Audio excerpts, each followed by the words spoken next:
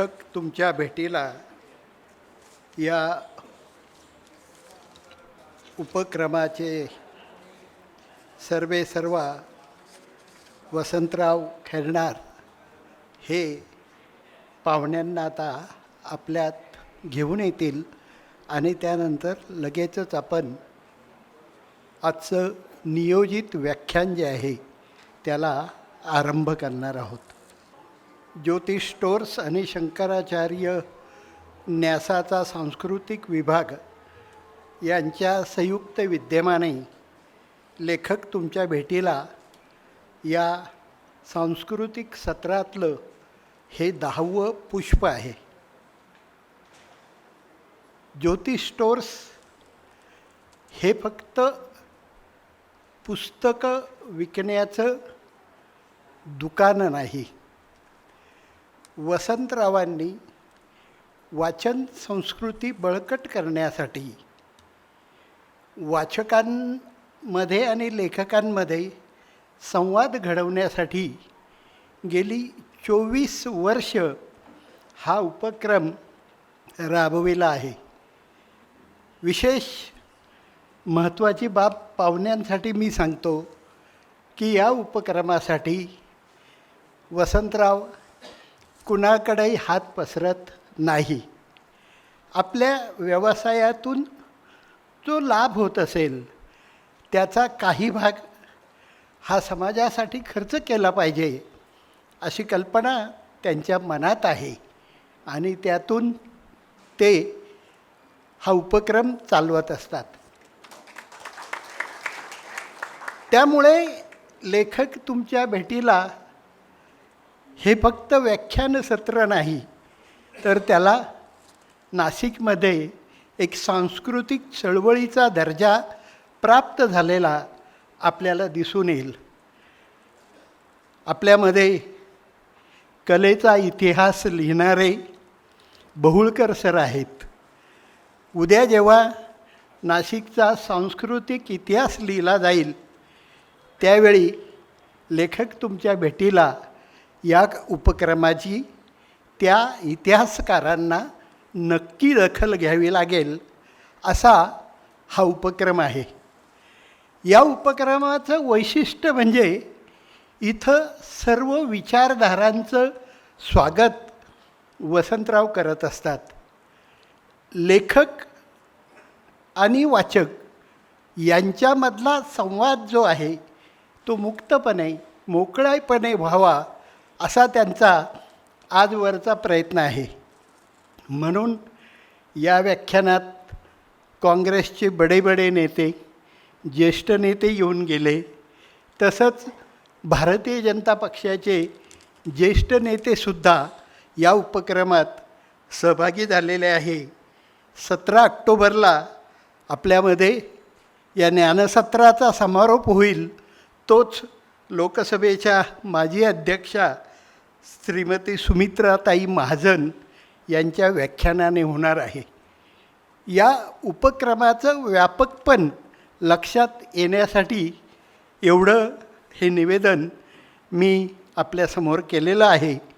अधिक काही न बोलता मी थेट वसंतराव खैरनार यांना या उपक्रमाचं जे काही मनोगत आहे ते व्यक्त करण्यासाठी, प्रस्तावना करण्यासाठी आमंत्रित करतो. ज्योतिष स्टोअर्स आणि शंकराचार्य न्यासाच्या वतीनं आपल्या सर्व रसिकांचं आणि रसिकांच्या वतीनं आपल्या सर्व पाहुण्यांचं मी मनःपूर्वक आनंदाने स्वागत करतो. आज या ठिकाणी आपल्याला अतिशय छान असा त्रिवेणी संगम पाहायला मिळतो आहे. कलाक्षेत्रामधले आदरणीय सुहासजी बहुळकर साहेब, शिक्षण क्षेत्राचा ध्यास घेतलेले आदरणीय प्राध्यापक डॉक्टर संजीव सोनवणे सर आणि सांस्कृतिक विभागाच्या वतीनं पुरातत्व विभागाचे प्रमुख असलेले जे संस्कृतीशी निगडीत आहेत, भारतीय संस्कृती देशामध्ये आणि देशाच्या बाहेर देखील जे सातत्यानं लक्ष ठेवून असतात आणि विविध कार्यक्रमांच्या माध्यमातून महाराष्ट्राच्या या मुख्य कार्यालयातून जे कार्यरत आहेत ते आदरणीय तेजस गर्गेजी, आपल्या न्यासाचे अध्यक्ष आशिष कुलकर्णी, अतिशय चांगलं निवेदन करणारे मराठी भाषेचे भाषाकार आणि भाषाप्रभू आदरणीय अभ्यासक डॉक्टर शंकर बोराडे सर, या शंकराचार्य न्यासाचे माजी अध्यक्ष आर्किटेक्ट राजाभाऊ मोगल, विविध क्षेत्रातले अनेक मान्यवर, खास करून कला क्षेत्रातील अनेक मान्यवर या ठिकाणी आलेले आहेत. धनंजय गोवर्धनी जी आहेत, सुहास जोशी जी आहेत, चित्रकला महाविद्यालयाचे अभंगे सर आहेत, चव्हाणके सर आहेत, विविध क्षेत्रातील आपण सर्व मान्यवर, आपल्या सर्वांचं मी या ठिकाणी पुन्हा एकदा मनपूर्वक स्वागत करतो. बोराडे सरांनी सांगितलं जातं हे 10वं विचारपुष्प या वर्षातलं आहे आणि याची सांगता मंगळवारी आपल्या सुमित्राताई महाजन यांच्या व्याख्यानाने होणार आहे. मित्रहो, आज चित्रकला या विषयातील भारतीय कलातत्वाची जी काही चळवळ आहे या विषयावर आदरणीय बहुलकरजी आपल्यासमोर व्याख्यान देणार आहेत आणि ते व्याख्यान सचित्र व्याख्यान आपल्याला या ठिकाणी पाहायला मिळणार आहे. आदरणीय बहुलकर सर, जे महाराष्ट्रामध्येच नव्हे तर महाराष्ट्राच्या बाहेर देखील ज्यांची ख्याती आहे, देशातच नव्हे तर परदेशात अनेक ठिकाणी ज्यांची प्रदर्शनं लागलेली होती, जी इंडिव्हिज्युअल लेवलला देखील त्यांनी अनेक देशांमध्ये प्रदर्शनं भरवलीत, सामूहिक जॉईंटली देखील प्रदर्शनं अनेक भरवलीत. जवळपास हा आकडा आत्तापर्यंतच्या प्रवासामधला प्रदर्शनांचा नुसता चित्रांच्या 80हून अधिक आहे. म्हणजे याची व्याप्ती आपल्याला लक्षात येऊ शकेल. मूळ भावे स्कूल जे आपल्या पुण्याचं आहे त्या ठिकाणी प्राथमिक आणि माध्यमिक शिक्षण घेतलेल्या सरांनी चित्रकलेची आवड असल्यामुळे लहानपणापासूनच सातत्यानं एक चांगला विद्यार्थीप्रिय चित्रकार म्हणून त्यांची ख्याती ही शाळेमध्ये होती आणि शाळेमध्ये बालवयातच शंकर्स विकली असेल, Soviet child of competition, Russia, त्याचप्रमाणे रॉयल ड्रॉइंग सोसायटी लंडन, अशा विविध ज्या चित्रकलेच्या स्पर्धा होत होत्या त्याच्यामध्ये शाळेत असतानाच त्यांनी अनेक पारितोषिकं मिळवली होती आणि म्हणून माध्यमिक शाळेचं शिक्षण पूर्ण होताच ताबडतोब त्यांनी जे स्कूल ऑफ आर्ट्स जे मुंबईचं आहे त्याच्यामध्ये प्रवेश घेतला आणि 1970 ते 75 या कालावधीमध्ये ही चित्रकलेची पदवी, कलेचं शिक्षण त्यांनी त्या ठिकाणी घेतलं. मला सांगायला आनंद वाटेल की त्या प्रशिक्षणानंतर GD आर्ट ही पदविका त्यांनी प्रथम वर्गामध्ये सगळ्या भारतामध्ये द्वितीय क्रमांकाने ते उत्तीर्ण झालेले होते आणि मग त्यात जे स्कूल ऑफ आर्ट्समध्ये त्यांनी प्राध्यापकाची नोकरी घेतली आणि जवळपास 20 वर्ष ते अनेक विद्यार्थी घडवत राहिले. या मधल्या काळामध्ये भारतामध्ये अनेक वेगवेगळ्या स्पर्धा चित्रकलेच्या माध्यमातून होत असत, वेगवेगळ्या संघटनांच्या माध्यमातून सरांनी अनेक ठिकाणी पारितोषिकं त्याच्यामध्ये मिळवलीत. म्हणजे जवळपास 15 पारितोषिकं अशी होती की ज्याच्यामध्ये सुवर्णपदक, रौप्य पदक, प्रदर्शनातलं सर्वोच्च सन्मान हे त्यांना मिळालेले होते. आणि मग त्याच्यानंतर एक दिवस असा आला, तो एक दिवस म्हणजे त्यांच्या आयुष्यातलं 39वं वर्ष होतं की ज्या दिवशी त्यांनी असा निर्णय घेतला की आता आपण सगळे सन्मान आपल्याला चित्रकलेतले मिळालेले आहेत, भारतीय पातळीवरची सगळी पदकं आपल्याला मिळालेली आहेत, आता यापुढे आपण कुठल्याही स्पर्धेमध्ये भाग घ्यायचा नाही. आणि 39व्या वर्षी त्यांनी या स्पर्धेच्या युगामधून किंवा स्पर्धेच्या जगामधून त्यांनी निवृत्ती घेतली आणि स्वतः सगळं लक्ष आपल्या चित्रकलेवर, आपल्या कलेवर त्यांनी कॉन्सन्ट्रेट केलं. मला सांगायला अतिशय आनंद वाटेल की भारतातल्या अनेक प्रतिष्ठित राजकीय आणि खाजगी संस्थांसाठी व्यक्तिचित्रणं त्यांनी केलेली आहेत. खास उल्लेख करायचा असेल तर राष्ट्रपती भवन असेल, संसद भवन असेल, सर्वोच्च न्यायालय असेल, रिझर्व्ह बँक असेल, टाटा ग्रुप असेल, नवीन मुंबईला जे विधान भवन झालेलं त्या ठिकाणी असेल, त्या ठिकाणी मोठाली जी पोर्ट्रेट्स लागलेली आहे ती सगळी सरांनी रंगवलेली आहेत. आणि सरांचं वैशिष्ट्य म्हणजे भिंतीचित्र, भिंतीवरची चित्र आणि भित्तिशिल्प, म्हणजे ज्याला आपण म्युरल्स म्हणतो, ती सरांची खास विशेषता आहे. आणि भारतातल्या अनेक महत्त्वाच्या ठिकाणी त्यांची ही भित्तिचित्र आणि शिल्प ही लागलेली आहेत.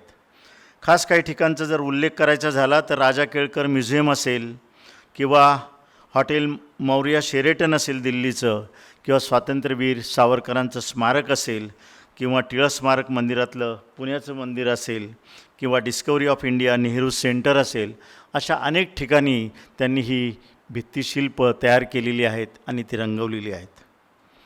हे करत असताना आपल्याला माहिती आहे, प्रत्येक 26 जानेवारीला प्रजासत्ताक दिनाच्या दिवशी दिल्लीला मोठी परेड असते आणि या परेडमध्ये प्रत्येक राज्याचे चित्ररथ असतात.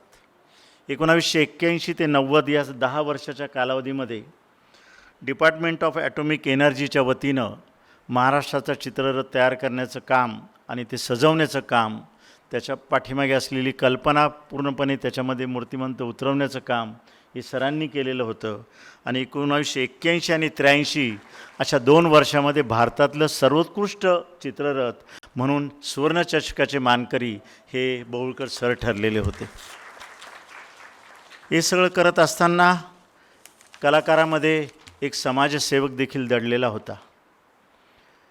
त्यांनी पाहिलं की आधीचे काही चित्रकार जे काळाच्या ओघामध्ये नाही आहेत, परंतु ज्यांनी खूप अजरामर असं काम केलेलं आहे, अशा चित्रकारांना शोधून, अगदीच उदाहरण द्यायचं झालं तर आपल्या नाशिकचे वागो कुलकर्णी असतील, यांच्या चित्रांचं संकलन करून मुंबईच्या जहांगीर आर्ट गॅलरीमध्ये यांच्या चित्रांची प्रदर्शनं भरवलीत. जवळपास 27 चित्रकारांची प्रदर्शनं भरवलीत आणि त्यापासून जवळपास 55 लाख रुपयाचा निधी उभा केला. आणि त्या दिवंगत असलेल्या कलाकारांच्या कुटुंबाकरता आणि त्या जहांगीर आर्ट गॅलरीला चांगल्या प्रकारचं उत्पन्न हे सरांनी मिळवून दिलेलं होतं. एक चांगल्या प्रकारचं सामाजिक काम त्यांनी केलेलं होतं. हे सगळं करत असताना त्यांच्यातला लेखक हा कायम त्यांनी जागा ठेवला. 2015ला त्यांनी पहिलं पुस्तक लिहिलं. बॉम्बे स्कूल आठवणीतलं आणि आठवलेलं असे पहिलं पुस्तक त्यांनी लिहिलं. सातत्यानं या चित्रकलेच्या इतिहासावर अनेक पुस्तकं त्यांनी लिहिलीत. आत्तापर्यंत त्यांची 11 पुस्तकं झालेली आहेत. आज 11व्या पुस्तकाचा प्रकाशन समारंभ देखील आपण या ठिकाणी ठेवलेला आहे. दीनानाथ दलालांवर चित्र आणि चरित्र हे पुस्तक त्यांनी लिहिलेलं आहे, मोठा खंड. पूर्वीच्या याच्यामध्ये म्हणजे आपल्यापैकी सिनियर मंडळींना माहिती असेल, पुस्तकाची सगळी जी वरची कवर्स होती ही दलालांचीच होती. मग स्वामी असेल, श्रीमान योगी असेल, राधे असेल किंवा अनेक दिवाळी अंकांची मुखपृष्ठ किंवा त्यातली चित्र असतील, ही चित्रकार दलालांची होती.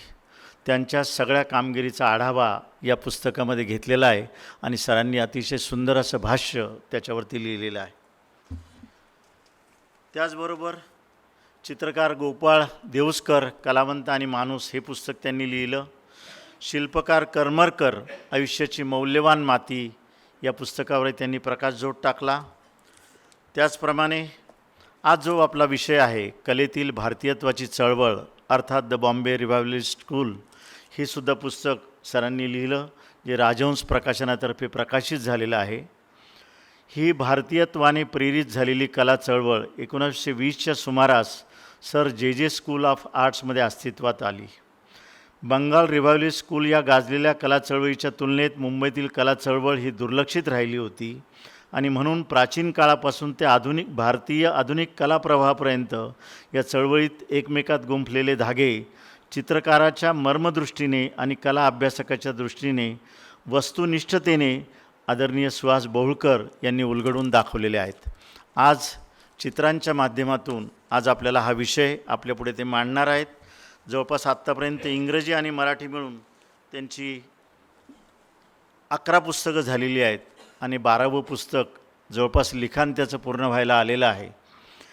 12वं पुस्तक बहुतेक ते जानेवारी महिन्यामध्ये राजहंस प्रकाशनातर्फे येईल.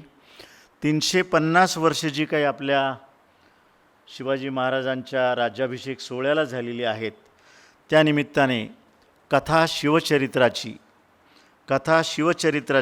आणि व्यथा शिवस्मारकाची असं पुस्तक त्यांनी तयार केलेलं आहे आणि ते प्रकाशनाच्या वाटेवर आहे. बहुतेक जानेवारी महिन्यामध्ये हे पुस्तक येईल. शिवाजी महाराज असताना त्यावेळच्या चित्रकारांनी काढलेल्या चित्रांपासून तर आत्तापर्यंत चित्रकारांनी घेतलेली वेगवेगळ्या प्रकारची काढलेल्या चित्रांचा सगळा समावेश त्या पुस्तकामध्ये आहे. त्याच्या पाठीमागचा इतिहास, ती चळवळ सगळी सरांनी शब्दबद्ध केलेली आहे. अशा याच्यामध्ये सरांना अनेक पुरस्कार लाभलेत. खास करून जर उल्लेख करायचा झाला तर the art society of India जी भारत सरकारची आहे त्या वतीने जीवन गौरव पुरस्कार सरांना मिळाला. आपल्या कुसुमाग्रज स्मारकाच्या वतीनं, कुसुमाग्रज प्रतिष्ठानच्या वतीनं गोदा गौरव सन्मान देखील सरांना 2014मध्ये मिळाला. टिळक महाराष्ट्र विद्यापीठाच्या वतीनं डिलीट पदवी त्यांना देण्यात आली. जे महाराष्ट्राचं सांस्कृतिक अधिष्ठान समजलं जातं अशा चतुरंग प्रतिष्ठानाच्या वतीनं सरांना जीवनगौरव पुरस्कार देखील लाभलेला आहे. अनेक असे पुरस्कार लाभलेले आहेत. एक अत्यंत चांगला असा चित्रकार, एक प्राध्यापक, कला संवर्धक, संशोधक, लेखक, संपादक आणि अभिरक्षक. अभिरक्षक हा शब्द अशा अर्थाने अनेक कलावंतांची चित्र त्यांनी सांभाळीत, जतन केलं, त्याचं चांगल्या पद्धतीनं ते लोकांपुढे प्रेझेंट केलं. अशा अर्थाने अभिरक्षक या नात्याने हे कला तपस्वी किंवा कलेचे अभ्यासक आदरणीय सुहास बहुळकर, आपण जोरदार टाळ्या वाजवून त्यांचं या ठिकाणी स्वागत करूया. मी पुन्हा एकदा सर्वांच्या वतीने स्वागत करतो आणि या ठिकाणी थांबतो. धन्यवाद. मित्र हो,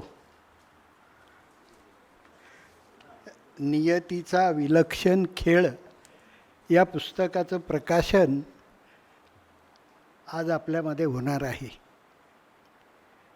त्याचं प्रारंभीचं निवेदन वाचत असताना एक चटका देणारा अनुभव सरांनी सांगितला आहे.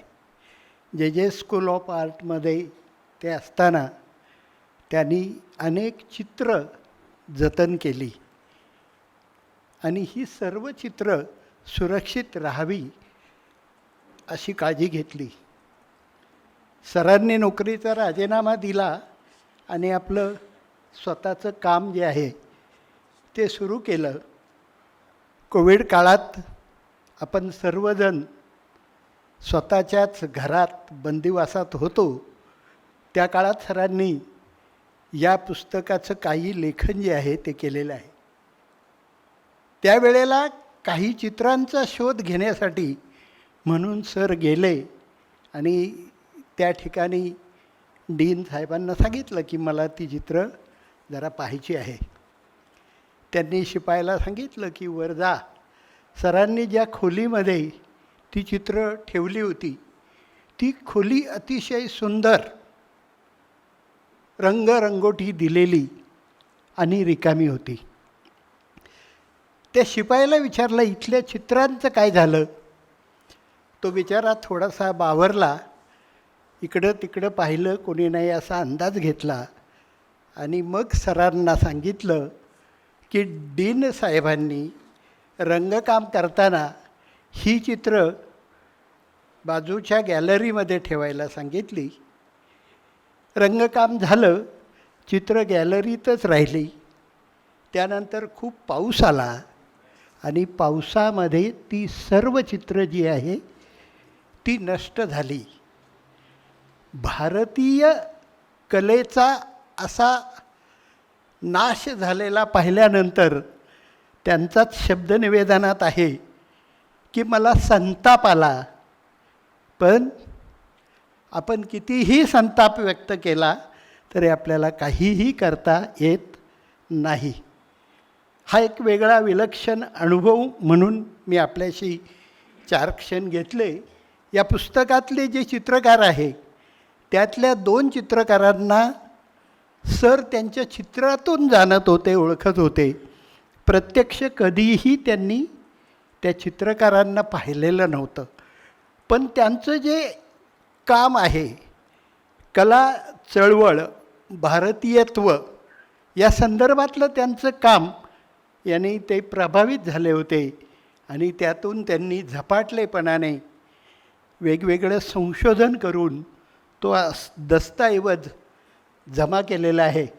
सर, त्यासाठी तुम्हाला आमच्या सगळ्यांकडनं खूप खूप मनपूर्वक धन्यवाद. आदरणीय सरांचा सत्कार जो आहे तो आपण या ठिकाणी करणार आहोत. डॉक्टर संजीव सोनवणे आणि बाकीच्या मान्यवरांनी बहुळकर सरांचा सत्कार करावा अशी मी त्यांना विनंती करतो.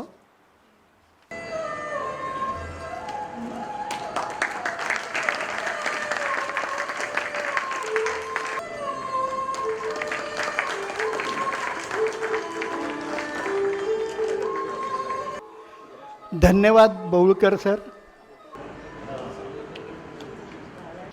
महाविद्यालयात शिकत असताना एका तरुण मुलाला आपल्या मित्रांना एखादी गोष्ट समजावून सांगण्याची सवय होती.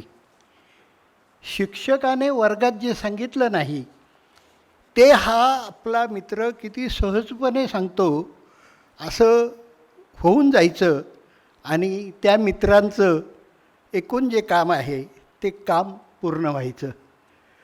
नगर येथे एक वर्षभर माध्यमिक शाळेत नोकरी करून डॉक्टर संजीव सोनवणे पुण्यात महाविद्यालयीन क्षेत्रात नोकरी करण्यासाठी गेले. तिथेही त्यांनी मागे वळून पाहिलं नाही. त्यानंतर ते विद्यापीठात गेले आणि विद्यापीठातल्या सर्वच वेगवेगळ्या समित्या ज्या आहे या समित्यांवर त्यांनी काम केलं. ते सिनेटर होते, ते विद्यापरिषदेवर होते, ते डीन होते, अकॅडमिक काउन्सिलचे मेंबर होते आणि अकॅडमिक स्टाफ कॉलेज जे आहे त्याचेसुद्धा सर प्रमुख होते.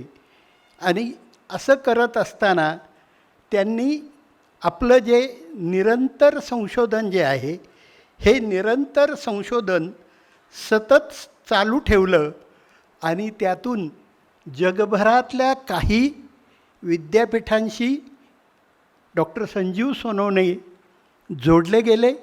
त्या विद्यापीठाचे संशोधन प्रकल्प त्यांनी राबवले आणि पुणे विद्यापीठाला 4 ते 5 कोटी रुपये ग्रँट या माणसाने मिळवून दिलेली होती.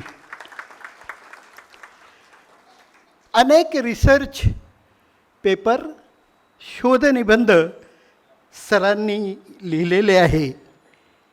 सरांनी आपलं जे काम आहे ते काम आंतरराष्ट्रीय स्तरापर्यंत नेलेलं आहे. म्हणजे इस्रोसारख्या संस्थेचे 2 संशोधन प्रकल्प सरांनी पूर्ण केले आणि त्याबद्दल सरांचा खूप मोठा गौरव शिक्षण क्षेत्रात झालेला आहे. असा माणूस पुस्तकं लिहिणार नाही तर नवल. त्यांनी 18 पुस्तकं लिहिले, 40 शोधन निबंध लिहिले आणि अनेक संशोधन परिषदांमधून आपलं सादरीकरण जे आहे ते सरांनी केलं होतं. महाराष्ट्र शासनाच्या मागासवर्गीय आयोगाचे सर सदस्य होते. सरांनी आपल्या 36 वर्षाच्या अध्यापनाच्या कारकिर्दीमध्ये कधीही मागे वळून पाहिलं नाही. ते सतत अध्यापन करत राहिले आणि त्याचवेळी विद्यापीठाच्या वेगवेगळ्या ऑर्गनायझिंग बॉडी ज्या आहे त्या बॉडीची जबाबदारीसुद्धा सरांनी सांभाळलेली होती. त्यांचं बायोडाटात नसलेलं एक वैशिष्ट्य म्हणजे महाविद्यालयीन शिक्षकांचा पाठीराखा अशी पण त्यांची एक ओळख आहे. जे महाविद्यालयीन शिक्षक जे आहे त्यांना काही लाभ मिळत नसतील तर सरांनी स्वतः पुढाकार घेऊन आणि त्या शिक्षकाला न्याय देण्याचा जो प्रयत्न आहे तो न्याय देण्याचा प्रयत्न डॉक्टर संजीव सोनवणे यांनी केलेला आहे. आपण नाशिकमध्ये जर पाहिलं, विनायकदादा पाटील होते आणि अनेक कार्यक्रमात विनायकदादा पाटील हे चेअरपर्सन असायचे. अलीकडच्या काळामध्ये अनेक कार्यक्रमामध्ये डॉक्टर संजीव सोनवणे जे आहे ते चेअरपर्सन असतात आणि लोक त्यांना अतिशय मनापासून ऐकतात सुद्धा. चंद्र सूर्य आले जरी हाती, पावलाखालची सुटू नये माती, असं एका कवीनं म्हटलेलं आहे. सर कुलगुरू जरी झाले असले तरी आपले पाय त्यांचे आजही जमिनीवर आहेत. आणि म्हणून या आपल्या ज्ञानसत्रात सर सहभागी झाले याचा खूप आनंद ज्योती स्टोर्स, शंकराचार्य न्यास आणि आपल्या सगळ्यांना होतो आहे. आपण त्यांनाही सन्मानित करूया. मी वसंतराव खैंडार, डॉक्टर आशिष कुलकर्णी यांना विनंती करील की त्यांनी संजीव सोनवणे सरांचा सत्कार करावा.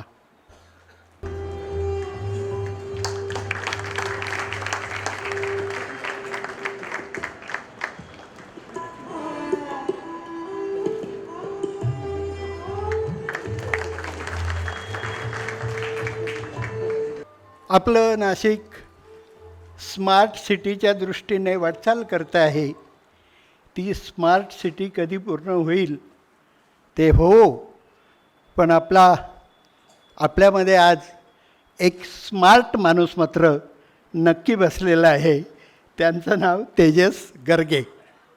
मदन गर्गे म्हटलं की आपल्याला शिल्पकला जी आहे, या शिल्पकलेचं गर्गे कुटुंबाचं जे एकूण कॉन्ट्रिब्युशन आहे, योगदान आहे, ते आठवतं. आणि जगभर ज्यांनी अशी वास्तुशिल्प उभारली त्या परिवारातले तेजस गर्गे हे सदस्य आहेत. ते दिल्लीत काही वर्ष होते, तिथला जॉब त्यांनी सोडला आणि पुन्हा महाराष्ट्रामध्ये आले. या ठिकाणी आर्कॉलॉजी डिपार्टमेंटचे संचालक म्हणून सर काम करत आहेत. महाराष्ट्राच्या दुर्ग संरक्षणात, त्याचं दस्तऐवजीकरणात सरांचा फार मोठा वाटा आहे. आपला इतिहास जर आपण जतन केला नाही तर आपल्या अस्तित्वालाच किंमत राहणार नाही. आणि म्हणून औरंगाबादपासून, नाशिकपासून तर मग वेगवेगळे किल्ले जे असतील, या किल्ल्यांचं जतन संवर्धन करण्याचं काम सरांनी केलं. आपल्यातलाच एक माणूस आज जागतिक कीर्ती संपादन करतो आहे आणि आज आपल्यामध्ये ते विशेष अतिथी म्हणून उपस्थित आहे. त्यांचा जर परिचय मी वाचून दाखवला ना तर तुम्ही मला बेदम माराल. त्याचं कारण सांगतो. सर वेगवेगळ्या विद्यापीठात जगभरच्या व्हिजिटिंग लेक्चरर, व्हिजिटिंग प्रोफेसर म्हणून काम करत आहेत. आपल्या क्षेत्रातलं जे काम आहे हे काम अतिशय मनोभावे करून त्या कामाला एक गुणवत्ता देण्याचं काम जे आहे ते सरांनी केलेलं आहे. ते आज आपल्यामध्ये उपस्थित आहे. त्यांनाही आपण सन्मानित करूया. अर्थात हा सन्मान डॉक्टर संजीव सोनवणे सरांनी करावा अशी मी त्यांना विनंती करतो.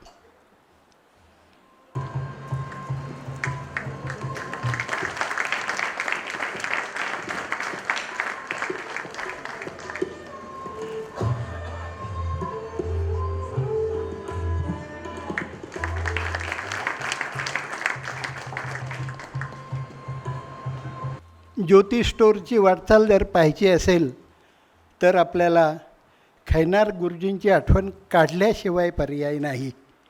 अतिशय लहान व्यवसायातून त्यांनी हे काम जे आहे हे काम आपल्या पुढच्या पिढ्यांपर्यंत सोपवलं आणि पुढच्या पिढीने सुद्धा त्यामध्ये उत्तरोत्तर भर घातलेली आहे.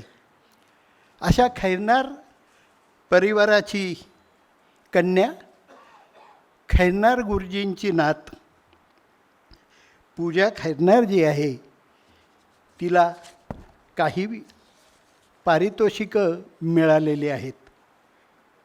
ती आर्किटेक्ट आहे. आणि आर्किटेक्ट असलेल्या या मुलीची दखल द मॅटर नावाच्या संस्थेकडनं एक आर्किटेक्ट लिस्ट प्रसिद्ध होत असते. जसं आपल्याला श्रीमंतांची यादी फक्त पेपरवाले कळवतात की अंबानींचा नंबर 1 आहे, 2 आहे, पण आर्किटेक्चर भारतामध्ये जे काम करतात त्यातल्या वैशिष्ट्यपूर्ण आर्किटेक्टची नोंद द मॅटर संस्था घेत असते. या संस्थेच्या 22-23 या वर्षाच्या यादीमध्ये पूजाचा समावेश झालेला होता.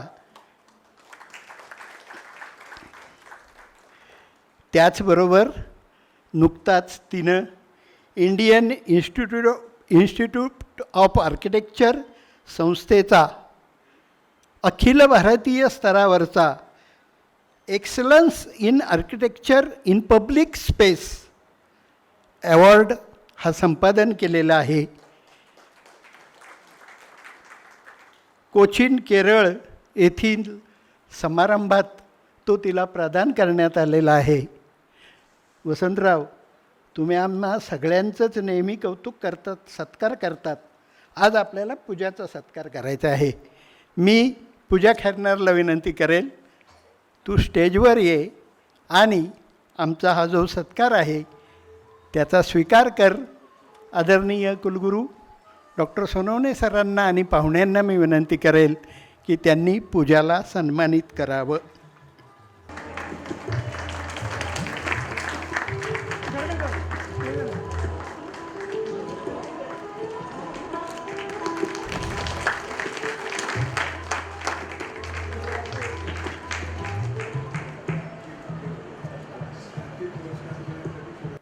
अरे क्या बात आहे. कुलगुरू सरांनी तिला यापुढे ट्रकभर पुरस्कार मिळावे यासाठी शुभेच्छा दिलेल्या आहेत. सोनन सर, नाशिकचं वैशिष्ट्य असं आहे की इथं सद्गुणांची नेहमी पूजा होते, अतिथींची पूजा होते. आणि आज अतिथी म्हणून आपल्यामध्ये सौभाग्यवती साधना बहुळकर मॅडम उपस्थित आहे. मी राधिका खैरनार यांना विनंती करेल की त्यांनी बहुळकर मॅडम यांना सन्मानित करावं. त्याचप्रमाणे कुलगुरू सोनवणे सर यांच्या जीवनसाथी वहिनी साहेबही आपल्यामध्ये आहेत. त्यांचाही सन्मान सौ मंगला खैरनार यांनी करावा अशी मी त्यांना विनंती करतो.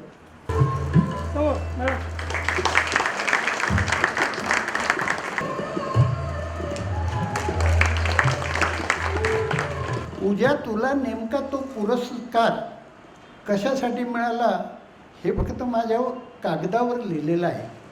सांग ना एक सगळ्यांसाठी. Thank you sir. सगळ्यात पहिले तर मी सगळ्या मान्यवरांचे आभार मानते. मी सगळ्यांमध्ये आय थिंक कर्तृत्वाने वयाने सगळ्याचनेच लहान आहे, पण तरी इथे सत्कार माझा केला त्याबद्दल मी काकांची सगळ्यात पहिले आणि इथे उपस्थित असलेल्या सगळ्यांना आभार मानते. मी आर्किटेक्ट झाल्यानंतर जवळजवळ आता 11 वर्ष झाले मी प्रॅक्टिस करते. मी शिकवते पण जो घरातनं वारसा मिळाला, जे खैरनार कुटुंबियांकडनं संस्कार मिळालेत की माझे आजोबा, काका, माझे वडील किंवा माझे आईचे वडील आहेत ते पण शिर्डी संस्थांचे इंजिनियर होते. त्या सगळ्यांकडनं एक समाजकार्याची किंवा समाजात काहीतरी चांगलं करण्याची आवड लहानपणापासून आमच्या जोपासली गेली. तर जेव्हा मी या प्रोफेशनमध्ये आले तेव्हा प्रोफेशन म्हणून मी काम सुरू केलं होतं. मी घरं बांधत होते, फार्म हाऊसेस बांधत होते, अपार्टमेंट बांधल्या, इंटिरियर्स केली. पण एक अशी संधी मिळाली की एका NGOने एक शाळेचा प्रोजेक्ट आम्हाला दिला की तुम्ही एक शाळा बांधाल का आमच्यासाठी. आणि मला सांगण्याचा आनंद होतो की आज इथे सुहास काकू आलेल्या आहेत. त्यांची ती विद्यार्थिनी होती, तिने हा प्रपोजल काकूंना सांगितलं आणि काकूंनी विचार केला की आपल्या मुलींना हे सांगूया. काकूंची पण मुलगी आर्किटेक्ट आहे. तिने आणि मी ठरवलं की ही शाळा आपण करूया. ती त्याच्यातनं ग्राफिक डिझाईन करणार होती आणि मी आर्किटेक्ट म्हणून काम करणार होते. आणि हा प्रोजेक्ट आम्ही सुरू केला. मला सांगायला आनंद होतो की एका गावासाठी आम्ही शाळा बांधली सर. तर त्या गावामध्ये कोणत्याही पद्धतीची मेडिकल सुविधा किंवा जर काही कार्यक्रम असेल तर ते करण्यासाठी सुविधा, महिलांसाठी शिक्षण घेण्याची सुविधा असं काही नव्हतं. NGOने आम्हाला सांगितलं आमच्याकडे 5 लाख रुपये आहेत, एक कंपाऊंड वॉल आणि एक छोटा वर्ग आम्हाला बांधून द्या. पण आम्ही त्या प्रोजेक्टला कन्व्हर्ट करून एक कम्युनिटी स्पेसमध्ये डेव्हलप केलं. तो प्रोजेक्ट बांधल्यानंतर तिथल्या मुलांना कोणत्याही पद्धतीचे रिसोर्सेस नव्हते. जोपर्यंत कोणी येऊन स्टेशनरी दान करत नाही तोपर्यंत ते वही पुस्तकावर लिहू शकत नव्हते. याच्यामध्ये आम्ही असा विचार केला की गोलाकार भिंती बांधू, त्याला पूर्णपणे काळं करू. घरात चुनाची जरी खडू असेल तर त्याच्याने ते भिंतीवर लिहू शकतील. त्याच भिंतीवर ते घसरगुंडी खेळू शकतील असे आम्ही आकार त्याच्यामध्ये बनवले. त्याच भिंतींना अनुसरून एक अशी जागा बांधली जिथे जर उद्या परत कोविड आला तर कोविड सेंटर म्हणून वापरता येईल. आतमध्ये एक अशी जागा बनवली जिथे वेगवेगळ्या पद्धतीचे कार्यक्रम होतील. सांगायला आनंद होतो की 2 वर्ष झाली आम्ही शाळा बांधली. तिथे सर्व पद्धतीचे गव्हर्मेंटचे कार्यक्रम आता त्या गावामध्ये होतात. तिथे इव्हेंट होतात म्हणून तिथे गावकऱ्यांना एक उत्पन्न जनरेट झालं. जो येतो ते त्यांना भेटवस्तू देतो, अन्न देतो व कपडे देतो. त्यामुळे त्या गावातनं मला अजूनही फोन येतात की तुम्ही आमच्या गावाचं स्वरूप बदललं. मी हे माझं म्हणून सांगत नाही आहे. एक आर्किटेक्ट किंवा एखादी वास्तू समाजातल्या किती आयुष्यांवर परिणाम करू शकते हे तो प्रोजेक्ट झाल्यानंतर मला कळालं. आणि घरातनं जो आम्हाला वारसा मिळाला होता तो कुठेतरी शिक्षणातनं आम्ही तो दाखवू शकले याचा मला प्रचंड आनंद आहे. त्यानंतर आम्ही जवळजवळ CSR फंड किंवा बरेच मोठ्या कंपनीचे ॲमस्ट्रॉंग आहे, दलानी ग्रुप्स म्हणून आहेत, त्या सगळ्यांनी आम्हाला कॉन्टॅक्ट केला की त्यांच्या CSR फंडच्या अंडर ज्या काही शाळा बांधणं चालू आहे, कम्युनिटी लायब्ररी बांधणं चालू आहे, तिथे आम्ही काम करावं. आम्ही हा प्रकल्प फक्त 9 लाखामध्ये बांधून दिला. आणि सांगायला आनंद होतो की तेव्हा आम्ही फी घेतली नाही हा विचार करून की आपल्याकडनं वर्षातनं एखादं तरी सत्कर्म घडलं पाहिजे या फील्डमध्ये, कारण असं कमर्शियल प्रॅक्टिस आपण करणारच आहोत. पण त्या प्रोजेक्टने जो काही सत्कार आम्हाला दिला किंवा जी काही प्रगती माझी त्याच्यामुळे झाली ती याच्यामध्ये मोजू शकत नाही मी. आता आम्ही बऱ्याच घरांसाठी अशा प्रकल्प करतो आहे जिथे आम्ही 2 कोटी रुपये घेऊन बंगला बांधायला आलेल्यांना समजावून सांगतो की इटालियन मार्बल हा तब्येतीसाठी चांगला नाही आहे आणि तुम्ही कसं घर हे एक नातेसंबंधांसाठी बनवलेली सुंदर जागा आहे हे समजून घेतलं पाहिजे. कसं तिथे प्रकाश आर्टिफिशियल नसून नॅचरलच असला पाहिजे, कसं तिथलं व्हेंटिलेशन हे उत्कृष्टच असलं पाहिजे. या बेसिसवर माझी पूर्ण प्रॅक्टिस आधारित आहे. आणि हे सगळे प्रकल्प करताना लोकांना जोडलं जावं हा एक माझा उद्देश आहे. कारण की जो अवॉर्ड सरांनी आत्ता मेन्शन केला, कोचीनमध्ये जवळजवळ 450 एंट्रीज होत्या, इंटरनॅशनल एंट्रीज त्याच्यामध्ये होत्या. तिथल्या 9 ज्युरी मेंबरने मिळून आम्हाला हा पुरस्कार दिला, मला हा पुरस्कार दिला. त्यात त्यांनी मेन्शन केलं की आर्किटेक्ट हे फक्त श्रीमंतांचं प्रोफेशन राहिलेलं नसून जर गरिबांनी किंवा मिडल क्लास फॅमिलीजला हे कळालं की आर्किटेक्टला अपॉइंट केल्यानंतर किंवा सेन्सिटिव्ह आर्किटेक्टने तुमच्यासाठी काम केल्यावर तुमचं घर, तुमचं आयुष्य बदलू शकतं, ती संधी आम्हाला त्याच्यातनं मिळाली. आणि तसं त्यांनी लेखी पत्र मला दिलं की तुमचा प्रोजेक्ट हा एशियन कंट्रीजमध्ये एक उत्कृष्ट उदाहरण म्हणून ठरलं आहे. त्याचा मला आनंद आहे. आणि या पद्धतीचं काम पुढेही चालू ठेवेल. परत एकदा मी सर्व मान्यवरांना थँक्यू म्हणते. तुमच्यासमोर हे काम खूप छोटं आहे पण आज इथे त्याचा सत्कार केला गेला त्याबद्दल मी मनापासून आभारी आहे. थँक्यू.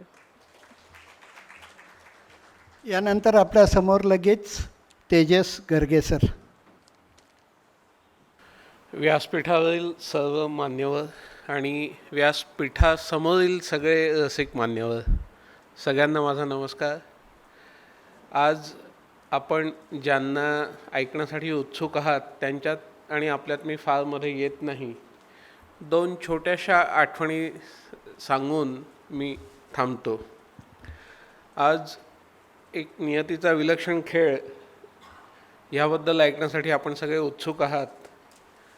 त्याबद्दल भाष्य करायला मी अशासाठी पात्र नाही आहे. आधुनिक कलेचा मी अभ्यासक नाही. आधुनिक कला माझ्या आजूबाजूला वावरली किंवा मी आधुनिक कलेच्या आजूबाजूला वावरलो त्यानिमित्तानं माझा भौलकर सर किंवा तशा व्यक्तिमत्वांशी परिचय झाला, त्यांचं काम बघता आलं. पण माझं क्षेत्र प्राचीन कला, कातळ शिल्पांचा अभ्यास करतो आहे. आता भौलकर सर त्यांच्या किंवा इतर कलाकारांच्या कामाबद्दल भाष्य करू शकतात. इतिहासपूर्व काळात 20,000 वर्ष 15,000 वर्षपूर्व अशा काळात ज्यांनी कलाकृती तयार केल्या किंवा अजंठ्यासारख्या कलाकृती ज्यांनी तयार केल्या त्या चित्रकारांची नावंही आज आपल्याला माहिती नाही आहेत. तर कुठेतरी अज्ञातात संशोधनाची एक धडपड आहे. त्यातून जे कॉन्झर्वेशन प्रिझर्वेशन ह्या वस्तू पुढच्या पिढ्यांपर्यंत जास्त सक्षमतेने कशा पोहोचतील हे सगळं राखण्याची धडपड आहे. पण आज ह्या कार्यक्रमाच्या निमित्तानं 2 आठवणींच्या स्वरूपात मी काही गोष्टी आवर्जून नमूद करू इच्छितो की वाचन संस्कृती किंवा ज्योती बुक स्टोर्स अशासारख्या संस्था आपल्याला का गरजेच्या आहेत. पहिली आठवण माझी बाहुलकर सरांशी निगडीत आहे. त्यांचा आणि माझा संबंध खरं तर एका पुस्तकाच्या निमित्तानं आला. सर एन्सायक्लोपीडियावरती काम करत होते आणि हा महाराष्ट्रातल्या सगळ्या आर्टिस्टवरचा एक एन्सायक्लोपीडिया, खूप मोठं काम बाहुलकर सरांनी केलं आहे. आणि मला वाटतं सगळ्याच कलावंतांना किंवा उत्कृष्ट काम करणाऱ्या लोकांना एक शाप असतो की त्यांच्या हयातीत त्या कामाची प्रशंसा, त्या कामाची ॲक्नॉलेजमेंट कधी नसते. सर, कदाचित तुमच्या कामाची दखल अजून एक 50 वर्षांनी घेतली जाईल. 50 वर्षांनी हा एन्सायक्लोपीडिया तयार करणारा माणूस कोण होता आणि त्यांनी त्या काळात एवढं अचाट काम कसं केलं ह्याबद्दल लोक आश्चर्य व्यक्त करतील. आणि आज तो मार्केटमध्ये असूनही किती लोकांना माहिती आहे, किती लोक तो घेतात, हा एक वेगळा प्रश्न आहे. पण चित्रकारापेक्षाही मला जास्त सरांचं कौतुक आहे, आदर आहे तो त्यांनी केलेल्या लिखाणाबद्दल. खूप हातात कुंचला धरणारे, ब्रश धरणारे लोक पेन धरत नाहीत. आपल्या कलाकृतींबद्दल बोलते होत नाहीत, लिहिते होत नाहीत. सर ते अत्यंत सफाईदारपणे करतात. फक्त आपल्याच नाही तर अनेक 19व्या आणि 20व्या शतकातल्या कलाकारांबद्दल त्यांचा लिहिण्यात हातखंडा आहे. आणि आमच्या संचालनालयात 13 वस्तुसंग्रहालय आहेत. मी संचालक म्हणून जॉईन झालो तेव्हा एखाद्या लहान मुलासारखं थ्रिल माझ्या मनात होतं की औंच वस्तुसंग्रहालय आता आमच्याकडे, माझ्याकडे. हा एक एक्साइटमेंटचा, एक खूप आनंदाचा भाग होता. आणि अशा सगळ्या आपलं धुरंधरांवरचं प्रदर्शन होतं NGMAमध्ये आणि ते सरांनी क्युरेट केलं होतं. आणि त्यावेळेस मी गगराणी सर, जे त्यावेळेस आमचे प्रधान सचिव होते, त्यांना ते प्रदर्शन दाखवायला घेऊन आलो होतो. आणि गगराणी सर रसिक माणूस आहे. कला म्हणजे काय, साहित्य म्हणजे काय हे त्यांना कळतं. आणि त्या दिवशी खूप सर रिलॅक्स मूडमध्ये आले होते आणि सगळ्या ह्याचा आस्वाद घेणं, एक एक चित्र समजावून घेणं. आणि त्या दिवशी बाहुलकर सरांचा मूड काहीतरी वेगळा होता. शासनाच्या विविध विभागांबद्दल आमच्या कायम अडचणी असतात, तक्रारी असतात. आणि त्या दिवशी सरांचा नंतर सरांना थोडं बाजूला घेऊन सांगितलं, म्हटलं सर आज ते खूप आतून चित्र पाहायला आलेत, तर आपण काही चित्रांबद्दल बोलायचं का? आपण मगापासून शासनाला खूप फटके मारलेत, तर थोडंसं तुम्ही शांत व्हा. हे गदाधारी भीमा शांत हो शांत हो शांत हो. मग सर शांत झाले. आणि नंतरचा जो काही संवाद होता तो खूप सुंदर होता. त्यांच्याबरोबर ती चित्र बघणं ही वेगळी अनुभूती होती. आणि म्हणजे कदाचित एक वर्षभराचा कोर्स करणं आणि सरांबरोबर ती एक तासभर चित्र बघणं, हा त्या दिवशी मी भरून पावलो. आणि खरंजी दुसरा जो माझा अनुभव आहे तो आपल्याबद्दल आहे. आपल्याला लक्षातही नसेल, आपल्या बुक स्टोअरमार्फत खूप पुस्तकांच्या स्कीम्स वगैरे खूप काय काय तुम्ही केलं. 86-87 सालातली कधीतरी गोष्ट आहे. एक स्लोगन द्या वगैरे अशी काहीतरी स्कीम होती आणि वर्तमानपत्रात जाहिरात होती. आणि त्याच्यात असं होतं की 3,000 रुपयाची पुस्तकं तुम्हाला फुकट मिळतील, पहिला पुरस्कार वगैरे असेल तर. घरात पुस्तकांचं वातावरण आहे. आम्ही लहानपणी 500 रुपयाचे जोडे मागितले तर जोडे गालावर किंवा डोक्यावर मिळायचे. पण 5,000ची पुस्तकं मागितली तर त्याला कधी नाही म्हटलं गेलं नाही.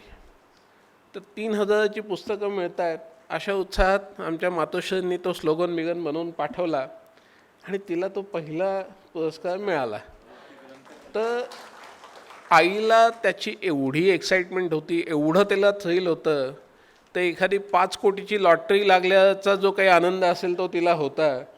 आणि मग 3,000 कोणती पुस्तकं बनवायची, त्या काळात काय गुगल वगैरे काही नव्हतं. मग आधी एक यादी तयार झाली घरात, मग ती पुस्तकं त्या स्टोअरमध्ये असतील की नाही वगैरे अशी एक अँझायटी होती.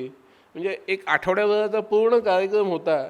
आणि शेवटी ती 3,000ची पुस्तकं आली आणि त्याच्या वाचनाचा कार्यक्रम जवळजवळ पुढचे 6 महिने चालला. असा तो घरातला एक आनंदोत्सव होता. आणि पुस्तकं असणं, पुस्तकं येणं ही आपली श्रीमंती आहे. ही संस्कृती कुठेतरी आता आपण विसरत चाललो आहे. आणि ही सगळी सोनवणे सर, आपण सगळे डायसवरची आपण ज्ञानाची उपासना करणारी लोकं आहोत, ज्याचं कुठेतरी कल्मिनेशन पुस्तकांमध्ये होतं आणि पुस्तकांमधूनच ते ज्ञान पुढच्या पिढीपर्यंत सगळ्यांपर्यंत पोहोचतं. तर आता ती चळवळ वगैरे परत हा एक वेगळा विषय आहे. पण हा आमच्या आयुष्यातला एक खूप भरभरून तुम्ही आनंद दिला, त्याबद्दल तुमचे खूप खूप आभार, खूप धन्यवाद. आणि ही आठवण सांगायला मला इथं संधी दिली ह्या कार्यक्रमाचा अतिथी म्हणून, ह्याबद्दलही आपले खूप आभार. आपल्या सर्वांचे धन्यवाद आणि नमस्कार.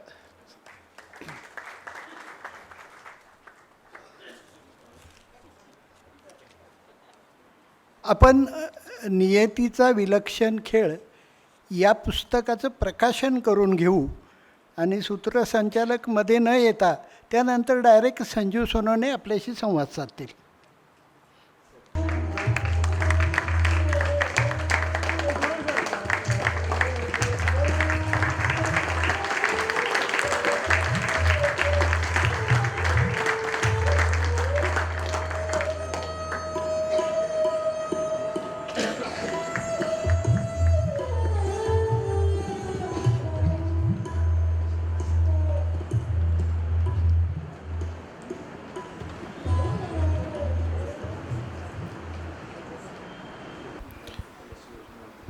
नमस्कार.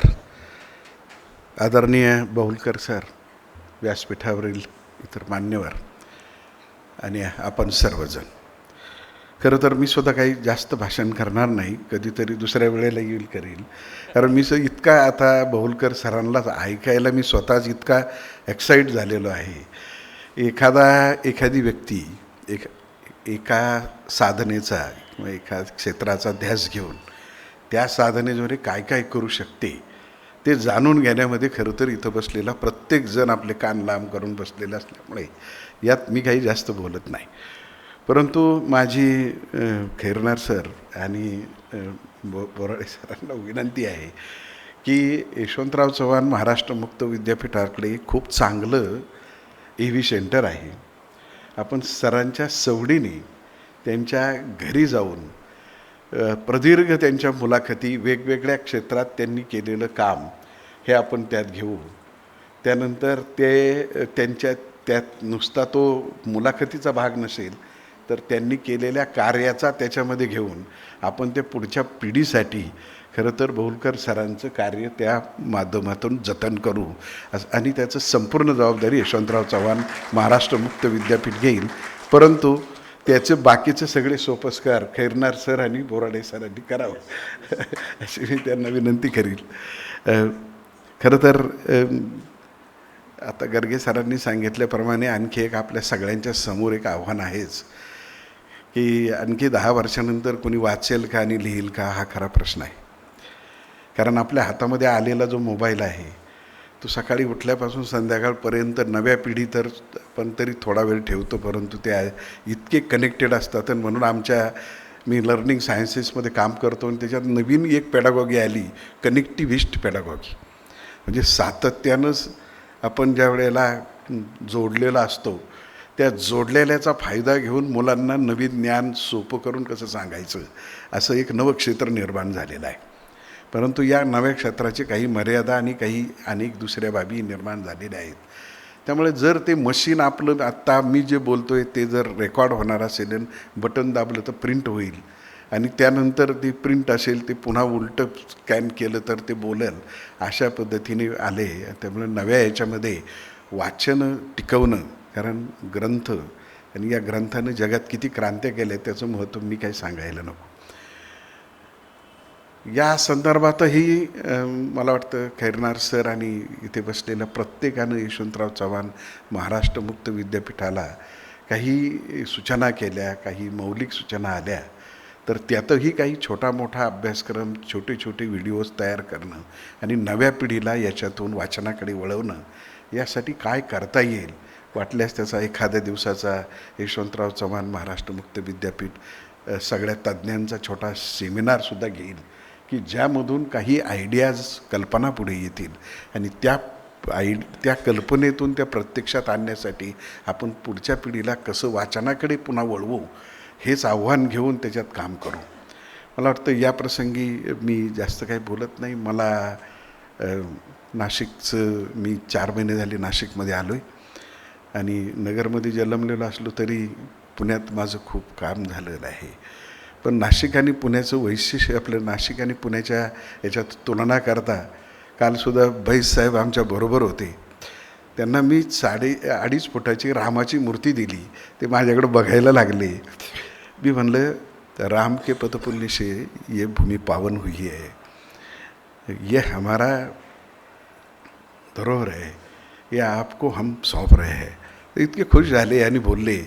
तसं या नाशिकचं महत्त्व काय आहे हे मी तुम्हाला सांगायला नको, पण एक वैशिष्ट्य मी जे जाणलं आहे खैरनार सर, ते म्हणजे नाशिकमध्ये अस्सलता आहे. इथल्याच लोकांची शेती आहे, इथल्याच लोकांचे साहित्य आहे, इथलीच कला आहे. पुण्यामध्ये कोकणातून आलेत, विदर्भातून आलेत, आमच्यासारखे नगरमधून गेलेत, सगळ्यांनी जाऊन पुणं खरं केलं आहे. कारण ते पुण्याचा इतिहासच मुळात 500-600 वर्षाचा आहे, नगर 550 वर्षाचा आहे. आणि नाशिकचा मात्र राम जेव्हा आलेत म्हणजे कमीत कमी त्या 7.5 वर्षाच्या पुढचा आहे. आणि काल सांगताना मी आणखी एक वैशिष्ट्य सांगितलं, गर्गे सरांना मी सांगितलं की अलीकडे भारतामध्ये असा एक ट्रेंड झाला आहे की मूल जर पाण्यामध्ये जन्मलं तर जलप्रसूती जर केलं तर त्याची इम्युनिटी वाढते आणि म्हणून लोक 5-5 लाख खर्च करून ते थेट सिंगापूरला जात आहेत. परंतु आम्ही जे संशोधन यशवंतराव चव्हाणमध्ये नव्यानं सुरू केलं आहे, सेंटर फॉर इंडियन नॉलेज सिस्टमचं, त्या संशोधनामध्ये आपल्या सिन्नरच्या गोंदेश्वर मंदिराच्या एका खांबावर ही सगळी जी जलप्रसूतीची कृती कोरलेली आहे आणि त्याचं पुस्तक रूपानंही आमचं पुढच्या काळामध्ये प्रसिद्ध होतं आहे. तेही यशवंतराव चव्हाण अशाही क्षेत्रामध्ये काम करते. म्हणजे आपली जी भीती आहे की भारतीय कला, भारतीय पौराणिक आणि त्यात असणारा अर्थ आणि वेगवेगळ्या क्षेत्रामध्ये असणारं काम, हेच खरं आपल्याला पुढे आणायचं आव्हान आहे. त्यातही यशवंतराव चव्हाण महाराष्ट्र मुक्त विद्यापीठ हे योगदान करतं आहे.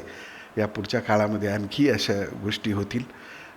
मला असं वाटतं की पुन्हा आज इतका वेगळा योग आहे की बहुलकर सरांसारखी अगदी ज्येष्ठ श्रेष्ठ आणि आपली खैरनार कन्या जी अत्यंत तिने एक आत्ताच्या काळामध्ये कशा प्रकारची मला असलेल्या ज्ञानाचा समाजोमुख कसा उपयोग करता येईल अशा संगमाचा कार्यक्रम असल्यामुळे मी दोघांचंही अभिनंदन करतो, सरांचा आशीर्वाद घेतो आणि थांबतो. जय हिंद.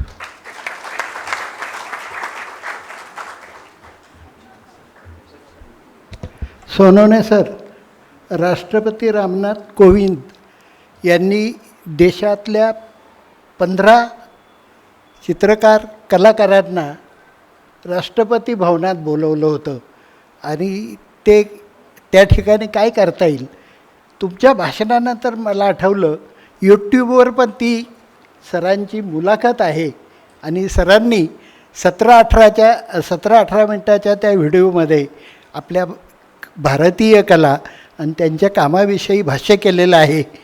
त्यांच्याविषयी अधिक बोलण्यापेक्षा मी सरांनाच विनंती करतो की सरांनी आपलं निरूपण सुरू करावं. 73मध्ये मी आलो होतो पहिल्यांदा. ते आठवलं. नाशिक कला निकेतनची पोर्ट्रेटची स्पर्धा. आम्ही बरेच जणं विद्यार्थी जे स्कूल ऑफ आर्टचे, काही मुली होत्या, आम्ही बरीच मुलं होतो. नाशिकला आलो आणि त्याला कन्सेशन मिळालेलं होतं स्पर्धेसाठी यायला. पण ते कन्सेशन देताना आमच्या इथल्या क्लार्कनी चूक केली होती JJमधल्या. त्यांनी दोन्हीवर VT स्टेशनचं नाव लिहिलं होतं. त्यामुळे येताना कन्सेशन मिळालं, म्हणजे ते दाखवल्यावर तिकिटामध्ये कन्सेशन मिळालं, आणि जाताना काही कन्सेशन मिळालं नाही. नाशिक स्टेशनवर त्यांनी सांगितलं की आम्हाला देता येणार नाही, आणि गाडी 4-5 तास लेट होती. पैसे कमीच होते, मुलींकडे थोडे जास्ती असतात. ते घेतले, गोळा केले, पण तेही भुका एवढ्या लागलेल्या आणि तरुण वय होतं. तर तेवढ्यात आमच्या एका मित्राच्या लक्षात आलं. तो म्हटला, भाऊल्या, प्रमोद गुरुजी नाव त्याचं. म्हटलं, भाऊल्या, आपण आयडिया करूया, आपण स्केचिंग करायला सुरुवात करू. आणि मग आम्ही डायलॉग ठरवला, है कोई माई का लाल जो आएगा हमारे सामने बैठेगा, हम उसका चित्र निकालेगा, 4 आना 4 आना 4 आना. तो एक काहीतरी दाणे विकणारा होता, खारे दाणे आणि चणे. तर त्याला आकर्षण वाटलं, तो आला. तर त्याच्यावर आम्ही पुन्हा एक डायलॉग मारला जोरात, म्हणजे असं डायलॉग मारत फिरत होतो आम्ही, ठरवलेला डायलॉग की चनेवाला भी ले रहा है, बाकी कोई क्यों नहीं ले रहा है. आणि मग एवढी आमच्यासमोर गर्दी झाली, आमच्या खाण्यासाठीचे पैसे जमा झालेच, त्याच्यानंतर उरले. ही नाशिकमधली माझी एक फार छान आठवण.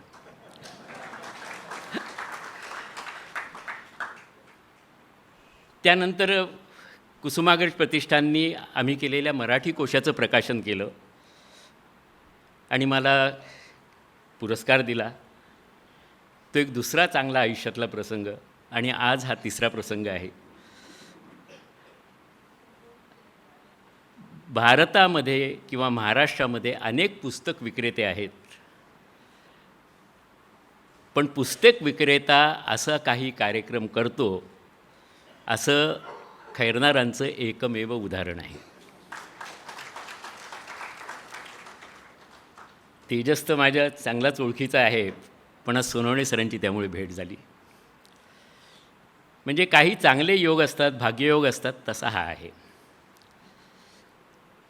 आणि मी सावरकर स्मारकाचं काम केलेलं आहे. डेरवणला सावरकरांचं म्युरल केलेलं आहे. स्वातंत्र्यवीर सावरकर जीवन दर्शन, लोकमान्य टिळकांचं पुण्यातलं म्युझियम केलेलं आहे. आणि स्वातंत्र्य लढ्याचा इतिहास हा मुंबईच्या सावरकर स्मारकात नॅशनल म्युझियम ऑफ रेव्होल्युशनरीज याच्यामधनं मांडायचा, असं जयंतराव टिळकांनी मृत्यूपूर्वी माझ्याकडनं वचन घेतलं होतं. दुर्दैवाने ते झालं नाही. पण ज्या अभिनव भारताची नाशिकमध्ये स्थापना केली सावरकरांनी, तिथे मी आज तुम्हाला कलेमधली भारतीयत्वाची चळवळ दाखवणार आहे. त्याचा एक थोडासा धावता आढावा तुम्हाला दाखवणार आहे. आणि अशा गोष्टी ह्या एकूण जो आपल्यावर जागतिक प्रभाव पडतो आहे, ब्रिटिश राजवटीत पडला, त्याच्या आधी जी सगळी आक्रमणं झाली त्याच्यामध्ये मुस्लिम होते, शक होते, कुशाण होते, हूण होते, आणि त्यांनी आपल्याकडचं जे वैभव होतं ते नष्ट केलं. आणि हळूहळू आपण आपल्या वैभवापासून कसे तुटत गेलो हे आधी दाखवून मी भारतीयत्वाची एक चळवळ झाली मुंबईमध्ये 1920च्या सुमारास आणि 60पर्यंत सुरू होती, त्याचा हा थोडक्यात आढावा घेणार आहे. मी बोलत राहिलो तर त्याच्यावर 2 तास पण बोलीन, पण मला वेळेची कल्पना आहे. यातली चित्र तुम्हाला बघायला अतिशय आवडतील, कारण याच्यामध्ये एक संपूर्ण आढावा आहे. आणि माझी कलेतील भारतीयत्वाची चळवळ द बॉम्बे रिवायवल स्कूल जे 10वं पुस्तक आहे, त्याचं संशोधन मी साधारणपणे 1976 साली मला ही जाणीव झाली, आणि त्या संदर्भात थोडी थोडी माहिती गोळा करायला मी सुरुवात जी केली ती साधारणपणे 1982 पासून. रेफरन्सेसच नाहीत, कारण आपण भारतीय हे डॉक्युमेंटेशनमध्ये जगामधले नालायक लोक आहोत. आणि महाराष्ट्रात तर फारच गंभीर परिस्थिती आहे. ब्रिटिशांनी करून ठेवलेलं आहे, त्यांची जी गॅझेट इयर्स आहेत त्याच्यामधनं आपल्याला मिळतं. जे जेमध्ये कलासंग्रह आत्ता सरांनी एक माझा अनुभव सांगितला, ती चित्र नष्ट झाली होती. असं अनेक ठिकाणी घडलेलं आहे.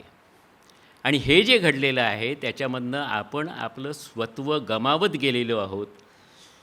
ते मिळवण्यासाठी आपल्याला कुठेतरी अगदी कमालीचे प्रयत्न करायला लागणार आहेत. आणि ते प्रयत्न शालेय शिक्षणापासून सुरू व्हायला पाहिजेत. कारण आपल्याकडे चित्रकलेबद्दलची, दृश्यकलेबद्दल, नाटक, गाणं, सिनेमा याची आवड आपल्याकडे सतत आदळतच असतं, त्यामुळे ती होतच असते. पण चित्रशिल्पकलेसारखी जाणीव आपल्याला खरोखरी या विषयांच्याबद्दलची प्रगल्भता सर्वसामान्यामध्ये लोकांमध्ये वाढत नाही. त्याचं कारण आपण बालकांनासुद्धा त्याच्यासाठी प्रवृत्त करत नाही. आणि आपलं शासन असं आहे की त्यांनी शाळेत चित्रकला शिक्षकच ठेवलेले नाही आहेत. मी मध्ये महाराष्ट्र राज्याच्या कल्चरल पॉलिसीच्या निमित्ताने आलो होतो. इथे बैठका घेतल्या, म्हणजे महाराष्ट्रभर बैठका घेतल्या. शाळेत शिक्षक नाहीत ही अवस्था आहे. ही मांडणी करू, पण मुळामध्ये जर शाळेतनंच संस्कार झाले नाहीत तर कलाविषयक जाणीवा कशा वाढतील. आणि मग होतं असं की एखाद्या आपण अत्यंत महत्त्वाच्या आणि जुन्या अशा ऐतिहासिक महत्त्वाच्या ठिकाणी गेलो तर तिथे भिंतीवर आपण बदाम काढून त्याच्यामध्ये बाण मारतो. हे पुढची पिढी करते. मेणवलीच्या वाड्यामध्ये नाना फडणवीसांचा वाडा, त्या वाड्यामध्ये भिंतीवर चित्र काढलेली होती. त्याच्यावर बघायला म्हणून मुलं आली, तरुण मुलं, आणि त्यांनी चित्रावर आपल्याला आवडणाऱ्या मुलीची नावं कोरून ठेवली. आणि ते चित्र जे आहे ते अष्टनायिकांसह कृष्ण हे होतं. म्हणजे ही दुर्दैवी परिस्थिती आहे. आणि त्यामुळेच जी तडफड झाली त्यातून मी हे संशोधन सुरू केलं. बंगाल रिवायवलिस्ट स्कूल ही कला चळवळ आज भारतातच नाही तर जगभर ज्ञात आहे. कारण बंगाली लोकांनी त्याच्यासाठी रीतसर प्रयत्न केले आणि आम्ही त्याच्याकडे लक्षच दिलं नाही. जे जे स्कूल ऑफ आर्टमधले शिक्षक पण त्याच्यासाठी दोषी आहेत. ते माझे शिक्षक होते, माझ्या शिक्षकांचे शिक्षक होते.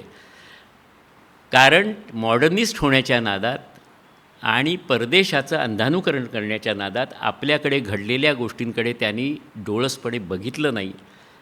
आणि त्याचा परिपाक म्हणून ही कला चळवळ माहिती नाही आहे. आपण सुरू करूया. नेक्स्ट.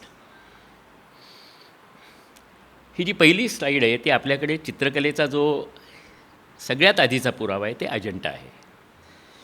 आता ह्याबद्दल मी जास्ती काही सांगत नाही, कारण अजंठा हे अद्वितीय असं काम आहे. अजिंठा आणि वेरूळचं कैलास मंदिर आणि अशी देशामध्ये अनेक ठिकाणी मिळतात, पण चित्रकलेसंदर्भातलं हे सगळ्यात महत्त्वाचं स्थान आहे. वरती मी सगळे तारखा साधारण घातलेल्याच आहेत, त्यामुळे त्या मी परत रिपीट करत बसत नाही. नेक्स्ट. आता त्यानंतर आपल्याकडे चित्रकलेचा जो पुरावा मिळतो तो मिनिएचर स्कूलमधनं मिळतो. त्या मधल्या काळात बऱ्याच ठिकाणी काय काय झालेलं आहे. साऊथमध्ये झालेलं आहे, मध्य प्रदेशात झालेलं आहे. त्याच्या आधी प्रागैतिहासिक काळामधली चित्र आपल्याकडे भरपूर मिळालेली आहेत.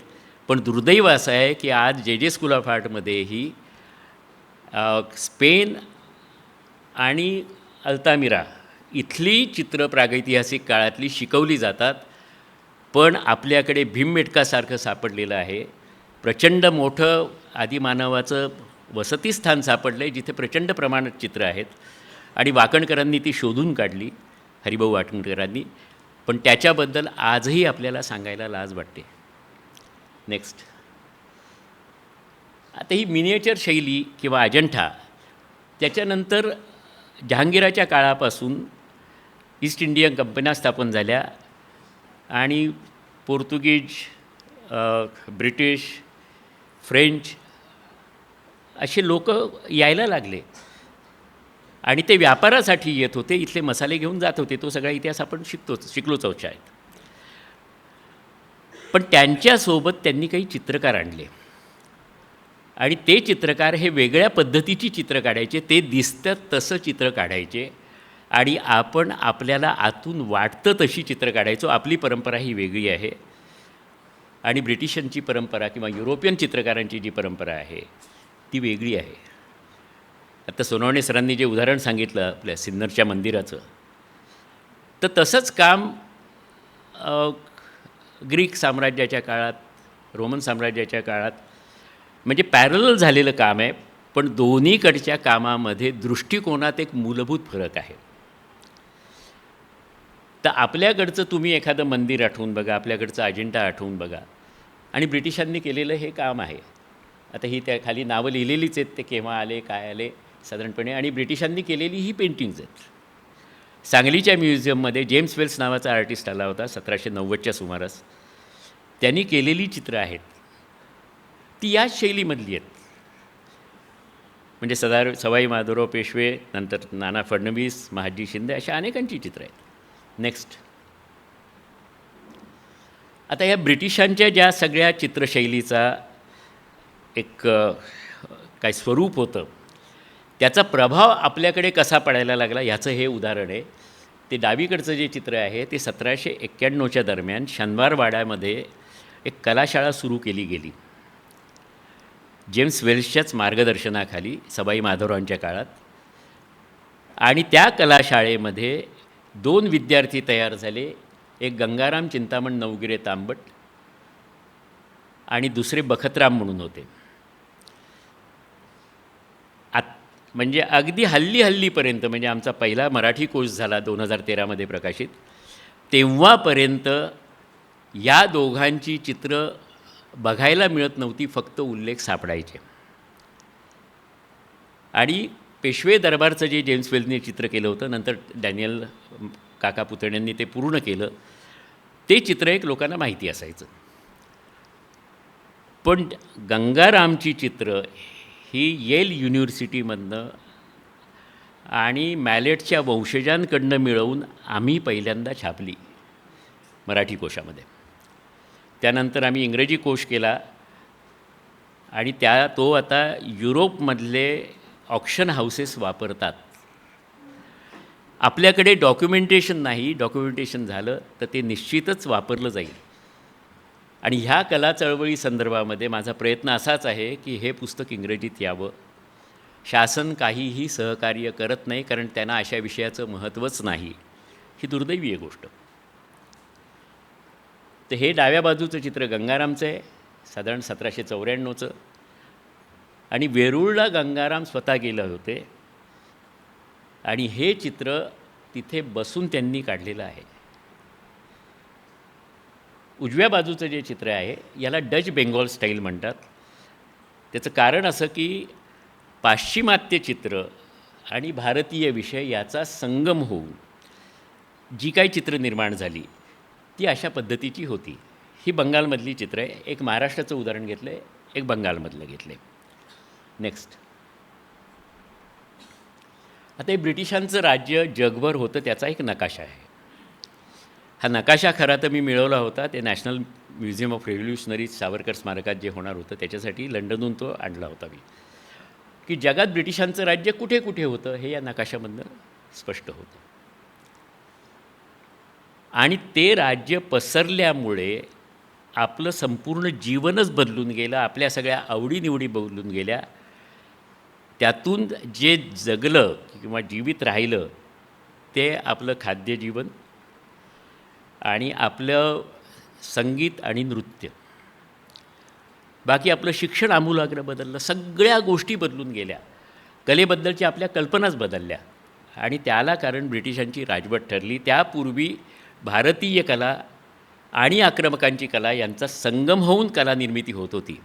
गांधार शैली हे जर घेतलं तर अगदी सहज सरळ असं उदाहरण आहे की ग्रीक रोमन म्हणजे रोमन साम्राज्याचं किंवा रोमन कलेचा प्रभाव अलेक्झांडरच्या स्वारीमुळे पडलेला आणि भारतीय कला याच्यामधून निर्माण झालेली आहे ती गांधार कला आहे.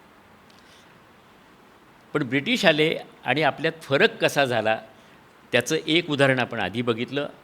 आता पुढचं उदाहरण बघूया. कारण ब्रिटिशांनी भारतीय लोकांनीच असोसिएशन स्थापन करून मायबाप सरकारकडे आमच्याकडे शिक्षणासाठी सोयी निर्माण करा, शाळा सुरू करा, महाविद्यालयं सुरू करा, कला महाविद्यालयं सुरू करा, अशा विनंत्या करायला सुरुवात केली. नेक्स्ट. आता ती सुरुवात करण्याच्या आसपास रवी वर्मा यांची कारकीर्द सुरू होते. रवी वर्मांनी भारतीय विषय आणि पाश्चिमात्य शैली याच्यामधून जी चित्रनिर्मिती केली ती ह्या स्वरूपाची होती. आणि रवी वर्मांनी एक उत्तम आंत्रप्रुनर व्यावसायिक होते. त्यांना चित्रशाळा प्रेसच्या वासुकाका जोशींचे काका आणि बडोद्याच्या दिवाणांचं नाव घेतलं जातं, पण पहिलं वासुकाका जोशींच्या काकांनी सांगितलं होतं की तुम्ही प्रेस सुरू करा. रवी वर्मांनी प्रेस सुरू केला आणि भारतभर ते लोकप्रिय झाले. लोकांच्या घराघरात चित्र लागली. आजही नाशिकमध्ये जुन्या वाड्यांमध्ये किंवा जुन्या घराण्यांमध्ये किंवा मंदिरांमध्ये तुम्हाला रवी वर्मांची देवदेवतांची चित्रं किंवा पौराणिक प्रसंगांवरची चित्रं ही निश्चित पाहायला मिळतात. रवी वर्मांनी राम सीता या विषयावर 27 चित्रं काढलेली आहेत, म्हणजे राम जीवन या विषयावर. उजवीकडचं जे आहे ते एच मुल्लर नावाचे चित्रकार होऊन गेले. हे तमिळ आई आणि जर्मन वडील अशा लग्नामधनं निर्माण झालेलं हे मूल. पण त्यांनाही भारतीय विषयांनी एवढं आकर्षण घातलं की त्यांनी केलेलं हे चित्र तुम्हाला दिसेल की ज्याच्यामध्ये म्हणजे त्यांनी भारतीय वास्तूंचा अभ्यास करून, म्हणजे लेणी असतील, अजिंठ्यामध्ये दिसणारे काही खांब बिंब आहेत अजिंठ्याच्या चित्रांमधले, त्याचा अभ्यास करून पाश्चिमात्य पद्धतीच्या वास्तू आणि भारतीय पद्धतीच्या वास्तू आणि पाश्चिमात्य पद्धतीच्या किंवा पाश्चिमात्य शैलीमधल्या मानवाकृती आणि भारतीय विषय असे घेऊन त्यांनी चित्र निर्माण केली. हा प्रभाव जो आहे हा ब्रिटिश राजवटीचा होता. नेक्स्ट.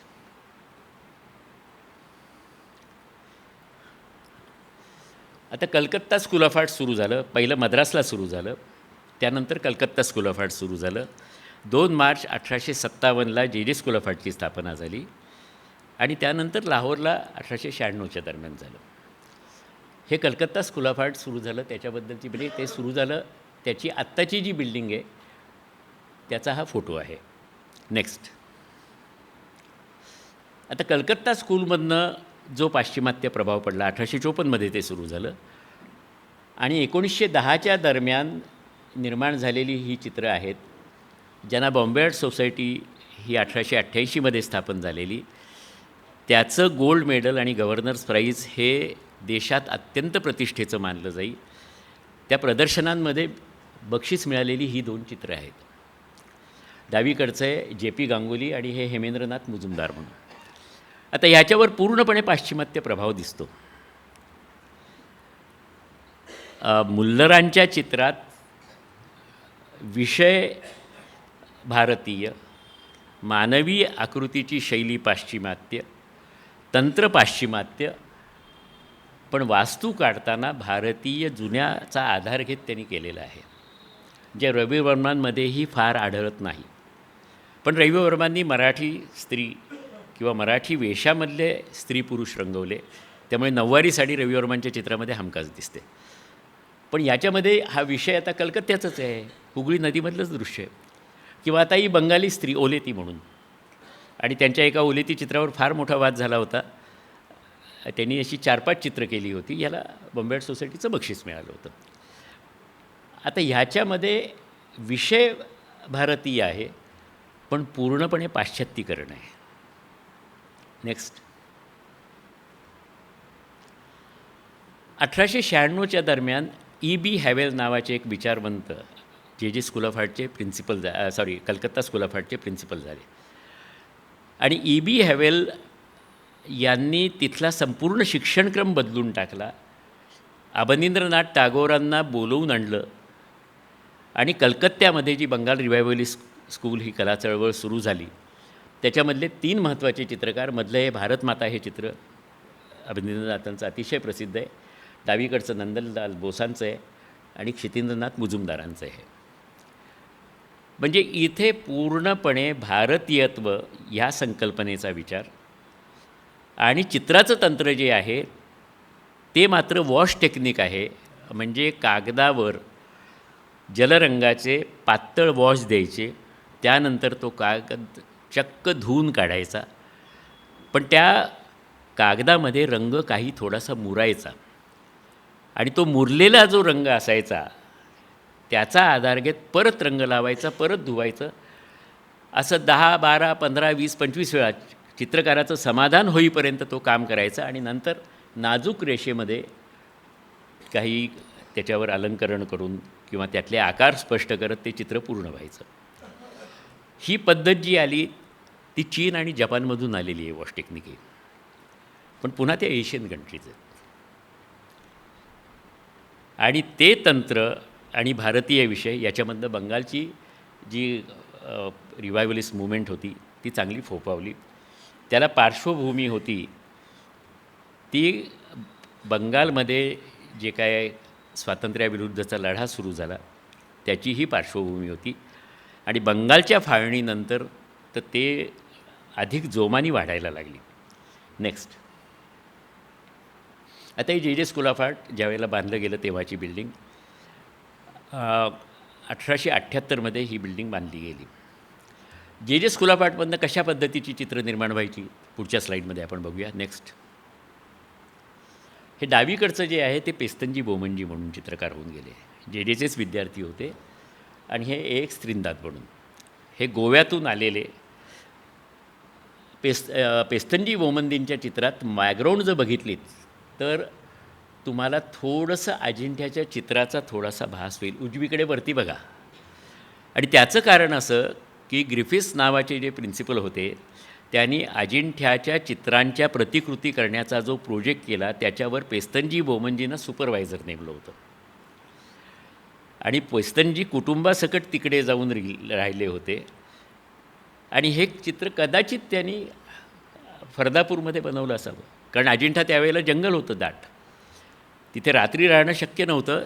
सकाळी उठायचं, तिकडे जायचं अजिंठ्याला, अजिंठ्याच्या चित्राच्या प्रतिकृती करायच्या आणि परत यायचं. त्या काळामध्ये केलेल्या चित्रामध्ये पाश्चिमात्य धर्तीचं असूनही फीडिंग द पॅरेट असं त्याचं नाव आहे, हे मुंबईच्या CSMVSमध्ये बघायला मिळतं आपल्याला, म्हणजे प्रिन्स ऑफ वेल्स म्युझियम आधीचं. तर त्याच्यामध्ये हे अजिंठा डोकावलं. हे त्रिंदादांचं जे चित्र आहे त्याच्यामध्ये परत विषय भारतीय आहे पण शैली पूर्णपणे पाश्चात्य, छायाप्रकाशाचा वापर आणि त्यातून एक नाट्य निर्माण करणं. आपल्याकडचं जे नाट्य आहे ते म्हणजे असं बाह्य नाट्य नाही आहे. आपल्याकडे चित्रांमधनं आतलं नाट्य दाखवायची परंपरा होती जी ह्या चित्रामध्ये नाही आहे. ही आकर्षक वाटतात, आपण अवाक होतो, पण भारतीय शैलीची जी चित्रं आहेत किंवा शिल्प आहेत त्याच्यामध्ये आपण आत गुंतत जातो आणि ती सवयच आपली गेली आता. हे दुर्दैव आहे. नेक्स्ट, हे शिल्पकलेतही घडलं. आता डावीकडचा विषय आहे मंदिर पथगामिनी किंवा टू द टेम्पल नावाचं शिल्प 1896मध्ये केलेलं. याला बॉम्बे आर्ट सोसायटीचं सिल्वर मेडल मिळालं होतं. रवींद्रनाथ टागोरांनी या शिल्पावर 3 लेख लिहिलेले आहेत आणि पहिल्यांदा ते आमच्या मराठी कोशात त्याचा उल्लेख झाला आणि नंतर इंग्रजी कोशातही आलेला आहे. म्हणजे मुंबईमधला एक शिल्पकार आणि त्यांनी केलेलं हे शिल्प यांनी रवींद्रनाथ टागोरांनाही भुरळ घातली. विषय पूर्णपणे भारतीय पण पाश्चिमात्य शैलीचा एक अतिशय उत्कट असा आविष्कार या शिल्पामधनं बघायला मिळतो. महादेव गोविंद रानडेंचं पोर्ट्रेट शिल्प करायचं होतं. चर्चगेटला आहे ते लावलेलं, संगमरवरामधलं. भगिनी निवेदितांनी गोपाळकृष्ण गोखलेंना पत्र लिहिलं होतं आणि भारतीय शिल्पकारांना काम मिळण्याची परंपरा सुरू करणारे हे पहिले महत्त्वाचे शिल्पकार आहेत. मी पार्ल्यात राहतो, पार्ल्यातच त्यांचा स्टुडिओ होता, पार्ल्यामध्येच त्यांचा मृत्यू झाला. गेली अनेक वर्ष मागे पण एकाही चौकाला किंवा रस्त्याला गणपतराव म्हात्रेंचं नाव देण्यात मी आजही यशस्वी झालेलो नाही आहे. कारण आमदार खासदारांना त्यात इंटरेस्ट नाही, नगरसेवकांना त्यात इंटरेस्ट नाही. एखाद्याने पैसे दिले की एखाद्याच्या मारवाड्याचं पण नाव लागू शकतं. ही वस्तुस्थिती आहे आपली. हे उजवीकडचे बाळाजी तालीम म्हणून म्हात्रेंनंतरचे फार महत्त्वाचे शिल्पकार शिर्डीच्या साईबाबांचा पुतळा यांनी केलेला आहे. आणि म्हात्रेंचं हे टकळी नावाचं शिल्प, यालाही बॉम्बे आर्ट सोसायटीचा पुरस्कार मिळालेला होता. विषय भारतीय आहे. आता टकळी म्हणजे काय हे आता सांगून पण कळणार नाही, पण एक सूत कातायचं साधन होतं. आणि गांधीजीची चळवळ सुरू होण्याच्या आधी हे कशा प्रकारे कातलं जायचं याचं हे उदाहरण आहे. नेक्स्ट. 1920मध्ये कॅप्टन ग्लॅडस्टन सॉलोमन नावाचे एक ब्रिटिश रॉयल अकॅडमीच्या गोल्ड मेडलिस्ट, ते पहिल्या महायुद्धाच्या काळात, म्हणजे युरोपमध्ये अशा अनेकांना जगभर जावं लागलं महायुद्धाच्या काळात, तर हे रॉयल अकॅडमीचे गोल्ड मेडलिस्ट नशिबाने भारतात आले आणि आपल्या देशाच्या प्रेमात पडले. 18मध्ये युद्ध संपलं आणि पुण्याच्या आत्ताचा पुणा युनिव्हर्सिटीच्या खालचा जो हॉल आहे तो पूर्वी तिथे पार्टीज व्हायच्या, कारण ते गव्हर्नर हाऊस होतं. तर तिथे गव्हर्नर पत्नीची आणि त्यांची भेट झाली नाचता म्हणजे ती पद्धतच आहे ब्रिटिशांच्या सगळ्या ह्याच्यामध्ये की असे अधिकारी आणि गव्हर्नर असतील, उच्चपदस्थ असतील, तर ते पार्टी सुरू असताना थोडे नाच करतात वगैरे, एकमेकाशी गप्पा मारतात. आणि हा एक सोशलायझिंगचा एक मुद्दा म्हणून त्याच्याकडे बघितलं पाहिजे. ते सुरू असताना त्यांना कळलं, त्यांनी संभाषण झालं गव्हर्नर पत्नी आणि यांच्यामध्ये, आणि सॉलोमनना त्यांनी विचारल्यावर ते म्हणले की I am gold medallist of royal academy. त्या चकित झाल्या. म्हटलं now the war is over, what you will be doing next. तर त्यावर सॉलोमन म्हणले की मला भारतातच राहून शिक्षणाच्या बाबतीमध्ये काही करता आलं आणि तशी संधी मिळाली तर मला आयुष्य इथे घालवावं असं वाटतं. योगायोगाने आधीचे British governor, British principal retire झाले आणि सॉलोमनची नेमणूक झाली आणि त्यांनी न्यूड क्लास सुरू केला. त्यापूर्वी आपल्याकडे शिक्षणामध्ये न्यूड क्लास नव्हता, म्हणजे ब्रिटिशांनी सुरू केलेल्या शिक्षणात. पण आपण शिल्पांमध्ये बघतो, आपल्या देवदेवतांच्या सर्व मूर्ती असतील तर त्या नग्न असतात, आपण त्याला वस्त्र नेसवतो. हे न्यूड क्लासचं आहे, पेंटिंगचा क्लास आहे, हा स्कल्पचरचा क्लास आहे. आणि इथे कामडोली नावाचे एक चित्रकार होऊन गेले, ज्यांच्याबद्दल बाकी काही माहिती मिळत नाही, पण जे त्यांची जेच्या संग्रहामध्ये चित्र वाचलेली आहेत. त्यातलं हे 1924मधला त्यांचा न्यूड स्टडी आहे. नेक्स्ट. आता या नग्न अभ्यासामुळे मुलांचं फिगर ड्रॉईंग खूप सुधारलं आणि सॉलोमननी पुढे असं ठरवलं की आपण म्युरल क्लास सुरू करायचा, म्हणजे चित्रकारांना चरितार्थाचं साधन मिळालं पाहिजे, यासाठी त्यांनी तो प्रयत्न केला. आणि त्यातून त्यांनी एक म्युरल करून घेतलं जेच्या वरच्या हॉलमध्ये, ते आहे अजूनही. आणि त्याला 2020मध्ये 100 वर्ष पूर्ण झाली. पण जेतल्या लोकांना त्याचं काहीही करावं असं वाटलं नाही. अर्थात त्यावेळेला कोरोना होता. पण मी माझं जे पुस्तक आहे 10वं पुस्तक, ते ह्याच विषयावर लिहिलं आणि ही जेमध्ये झालेली भारतीयत्वाची सुरुवात होती. त्यानंतर गव्हर्नर हाऊसमध्ये बोलवण्यात आलं, जेच्या विद्यार्थ्यांकडनं तिथे म्युरल करून घेण्यात आली. नेक्स्ट. 1924मध्ये 21मध्ये गव्हर्नर हाऊसमध्ये झालं, दरबार हॉल म्हणून होता, तिथे चित्र करून घेतली गेली. 1924मध्ये वेम्बलेला ब्रिटिश एम्पायर एक्झिबिशन झालं आणि त्याच्यामध्ये जेच्या विद्यार्थ्यांकडून जी चित्र करून घेतली गेली आणि त्यातून म्हणजे चित्रच नाही तर गालिचे विणून घेतले गेले, किनकापाचे पडदे रंगवून घेतले गेले, लाकडाचं काम केलं गेलं, संगमरवरी मूर्ती तयार करण्यात आल्या. चांदीचे वस्तू बनवून घेण्यात आल्या आणि इंडियन रूम केली. त्या इंडियन रूममधली ही म्युरल आहे. नेक्स्ट. आता ह्यात संपूर्ण भारतीयत्व दिसतं आहे आणि संगम दिसतो आहे. म्हणजे पाश्चिमात्य रेखाटन आणि भारतीय पद्धतीचं विषय. त्यानंतर नगरकर नावाचे एक चित्रकार जे मध्ये होते, 1891चा त्यांचा जन्म. त्यांना या भारतीयत्व विषयाबद्दल रस वाटायला लागला आणि त्यांनी जे चित्र केलं वॉश टेक्निकमध्ये ते हे चित्र आहे. ट्रायम्फ ऑफ डिवोशन म्हणजे द्रौपदी वस्त्रहरणाचा हा प्रसंग आहे. पाश्चिमात्य पद्धतीचं ड्रॉइंग आणि मगाशी मी सांगितलं तसं कागदावर रंग लावणं धुणं, रंग लावणं धुणं असं करत केलेलं हे चित्र आहे. याला 1926 बॉम्बे आर्ट सोसायटीचं पारितोषिक मिळालं. आता तुम्ही वॉश टेक्निकची बंगाल स्कूलची बघितली, ही बॉम्बे स्कूलची बघताय. नेक्स्ट.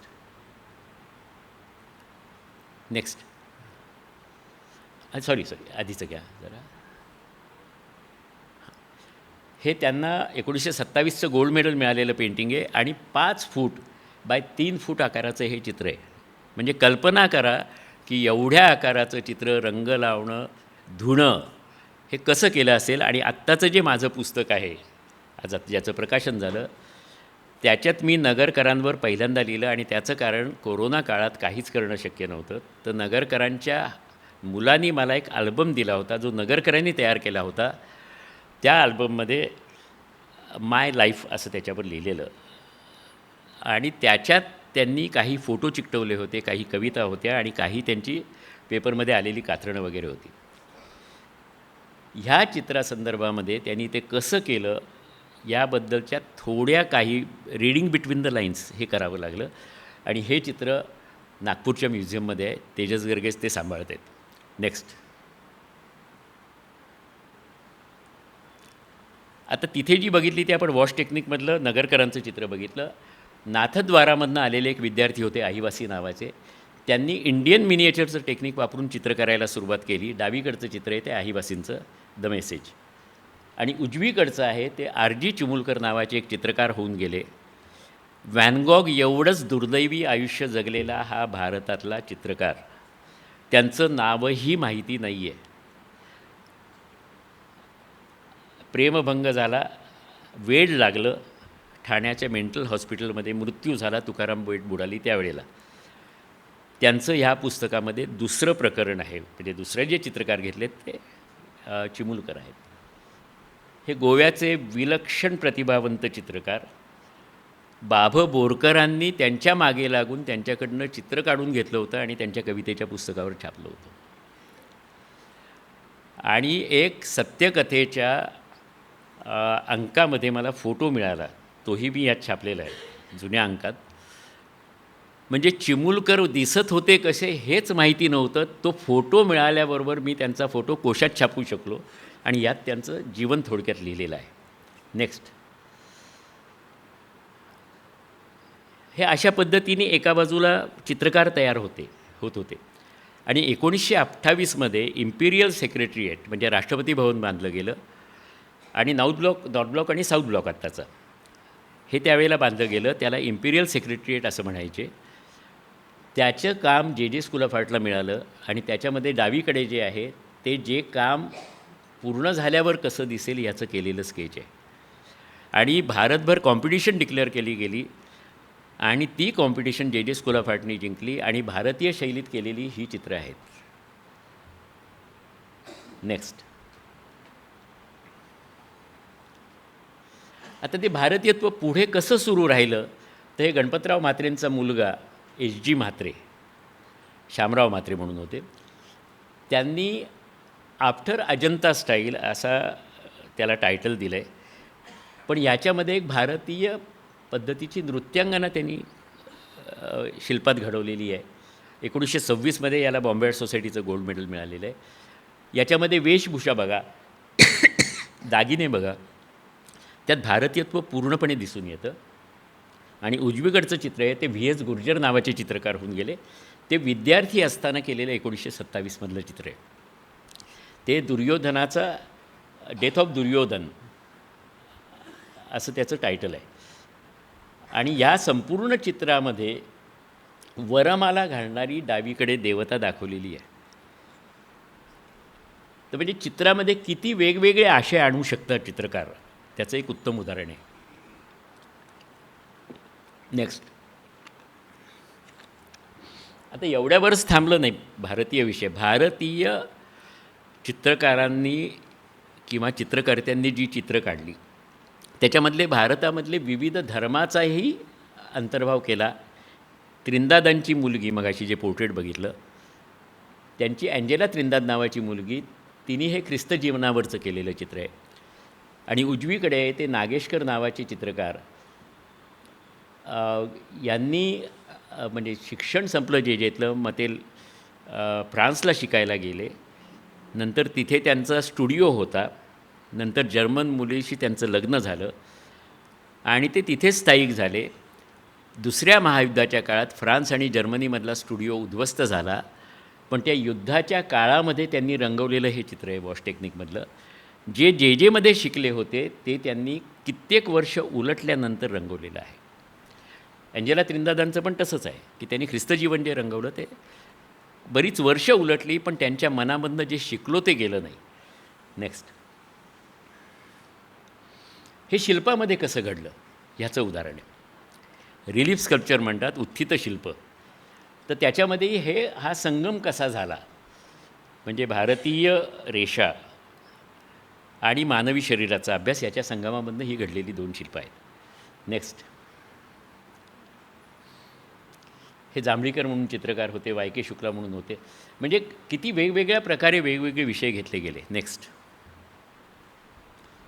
हे देऊस्कर माझे गुरु, ते रॉयल अकॅडमीमध्ये शिकत होते त्यावेळेला त्यांनी काढलेलं हे चित्र आहे. आणि ह्या चित्रावरनं आणि त्यांच्या अजून एका चित्रावरनं भरपूर वाद झाला होता. त्या काळामध्ये त्याच्यावर धर्ममातन मराठ्यांनी लिहिलेलं होतं. देऊस्करांनी उत्तर दिलं नाही, ते तिकडे परदेशातच होते. ते म्हटले उत्तर देऊन काय करायचं हे त्यांनी मला सांगितलेलं आहे. त्यांना बसू दे भांडत. आणि हे दुसऱ्या महायुद्धावर आधारित असं चित्र आहे की ज्याच्यामध्ये सैनिक दिसत आहेत, मुंबईमधलं जीवन सुरू आहे असं दिसतं आहे. आणि हे आहिवासींच्या टेक्निकमध्ये केले, तर ते तैल रंगात केले. नेक्स्ट. हे हेब्बर नावाचे प्रसिद्ध चित्रकार होते, त्यांचं चित्र आहे. आता हे नमाज पडतानाचं चित्र, टी.ए. कुमारी नावाची विद्यार्थिनी होती जे जेमध्ये. हे हेब्बरांचं सुद्धा विद्यार्थी असतानाचंच चित्र आहे. नेक्स्ट. हे बघा, जैन धर्म पण त्या याच्यात आला आहे. स्वातंत्र्य मिळाल्यानंतर रतन वडके नावाच्या विद्यार्थिनी होता, त्यांनी झेंडावंदन हा विषय भारतीय शैलीत चितारलेला आहे. नेक्स्ट. हे पळशीकर नावाचे माझे गुरु होते, ते टर्निंग पॉईंट त्यांचं हे चित्र ठरलं. कलेतील भारतीयत्वाची जी चळवळ होती त्यात त्यांनी प्रतिमांचा आणि पोताचा वापर वेगळ्या प्रकारे सुरू केला. ते कवडीनी चित्र घासायचे, रंग किंचित ओला असताना काचेवर उलटं ठेवायचे आणि मागच्या बाजूनी घासायचे, त्यामुळे रंग एकमेकात मिसळायचे. आणि हे उजवीकडचं आहे, ते आलमेलकर नावाचे चित्रकार होऊन गेले.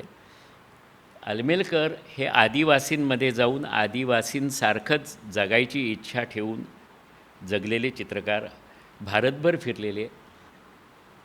आणि ह्या सगळ्यांच्या शैलीमध्ये वेगवेगळेपण असलं तरी भारतीयत्व निश्चित आहे, ही त्याची गंमत आहे. नेक्स्ट. हे शिल्पामध्ये घडलेलं आहे. रामसीता हे मांजरेकरांचं शिल्प आहे, जे स्कूल ऑफ आर्टमध्ये आहे. आणि उजवीकडचं जे आहे ते डिस्टॉर्शन कसं आलं, म्हणजे विरूपीकरण भारतीय शैलीमध्ये कसं आलं. आणि माझं एक हायपोथिसिस असं आहे की भारतीयत्वाची जी चळवळ झाली त्याच्यामधून प्रतिमांचा वापर, पोताचा वापर सुरू झाला, त्यातून डिस्टॉर्शनला चालना मिळाली आणि हळूहळू ते ॲब्स्ट्रॅक्शनकडे गेलं, ज्याला आता जागतिक स्तरावर मान्यता मिळायला सुरुवात झाली आहे.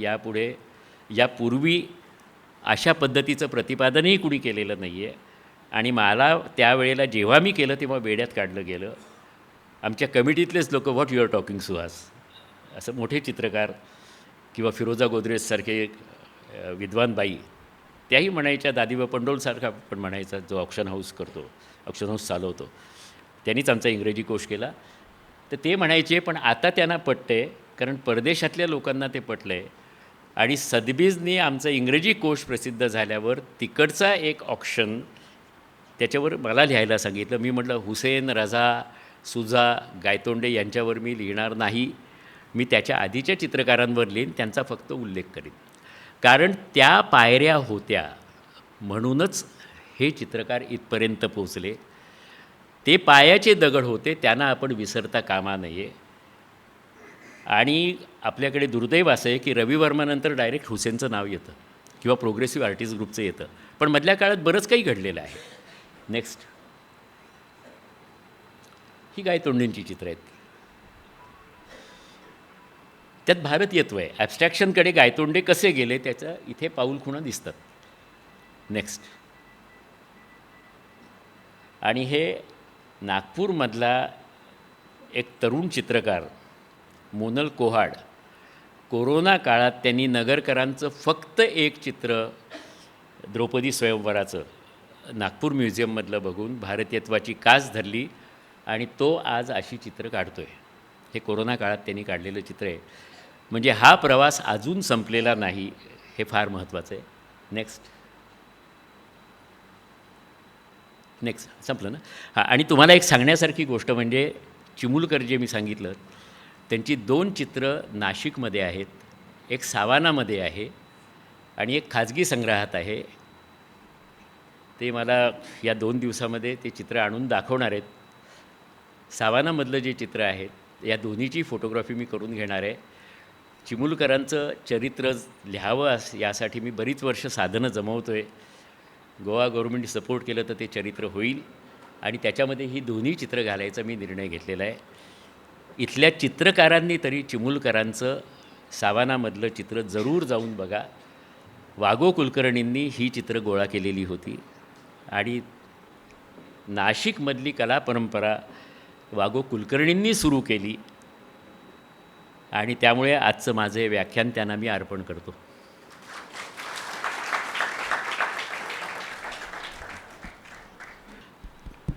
तुम्ही सर्वांनी बराच उशीर झाला असूनही सगळं ऐकून घेतलं त्याबद्दल मनपूर्वक धन्यवाद.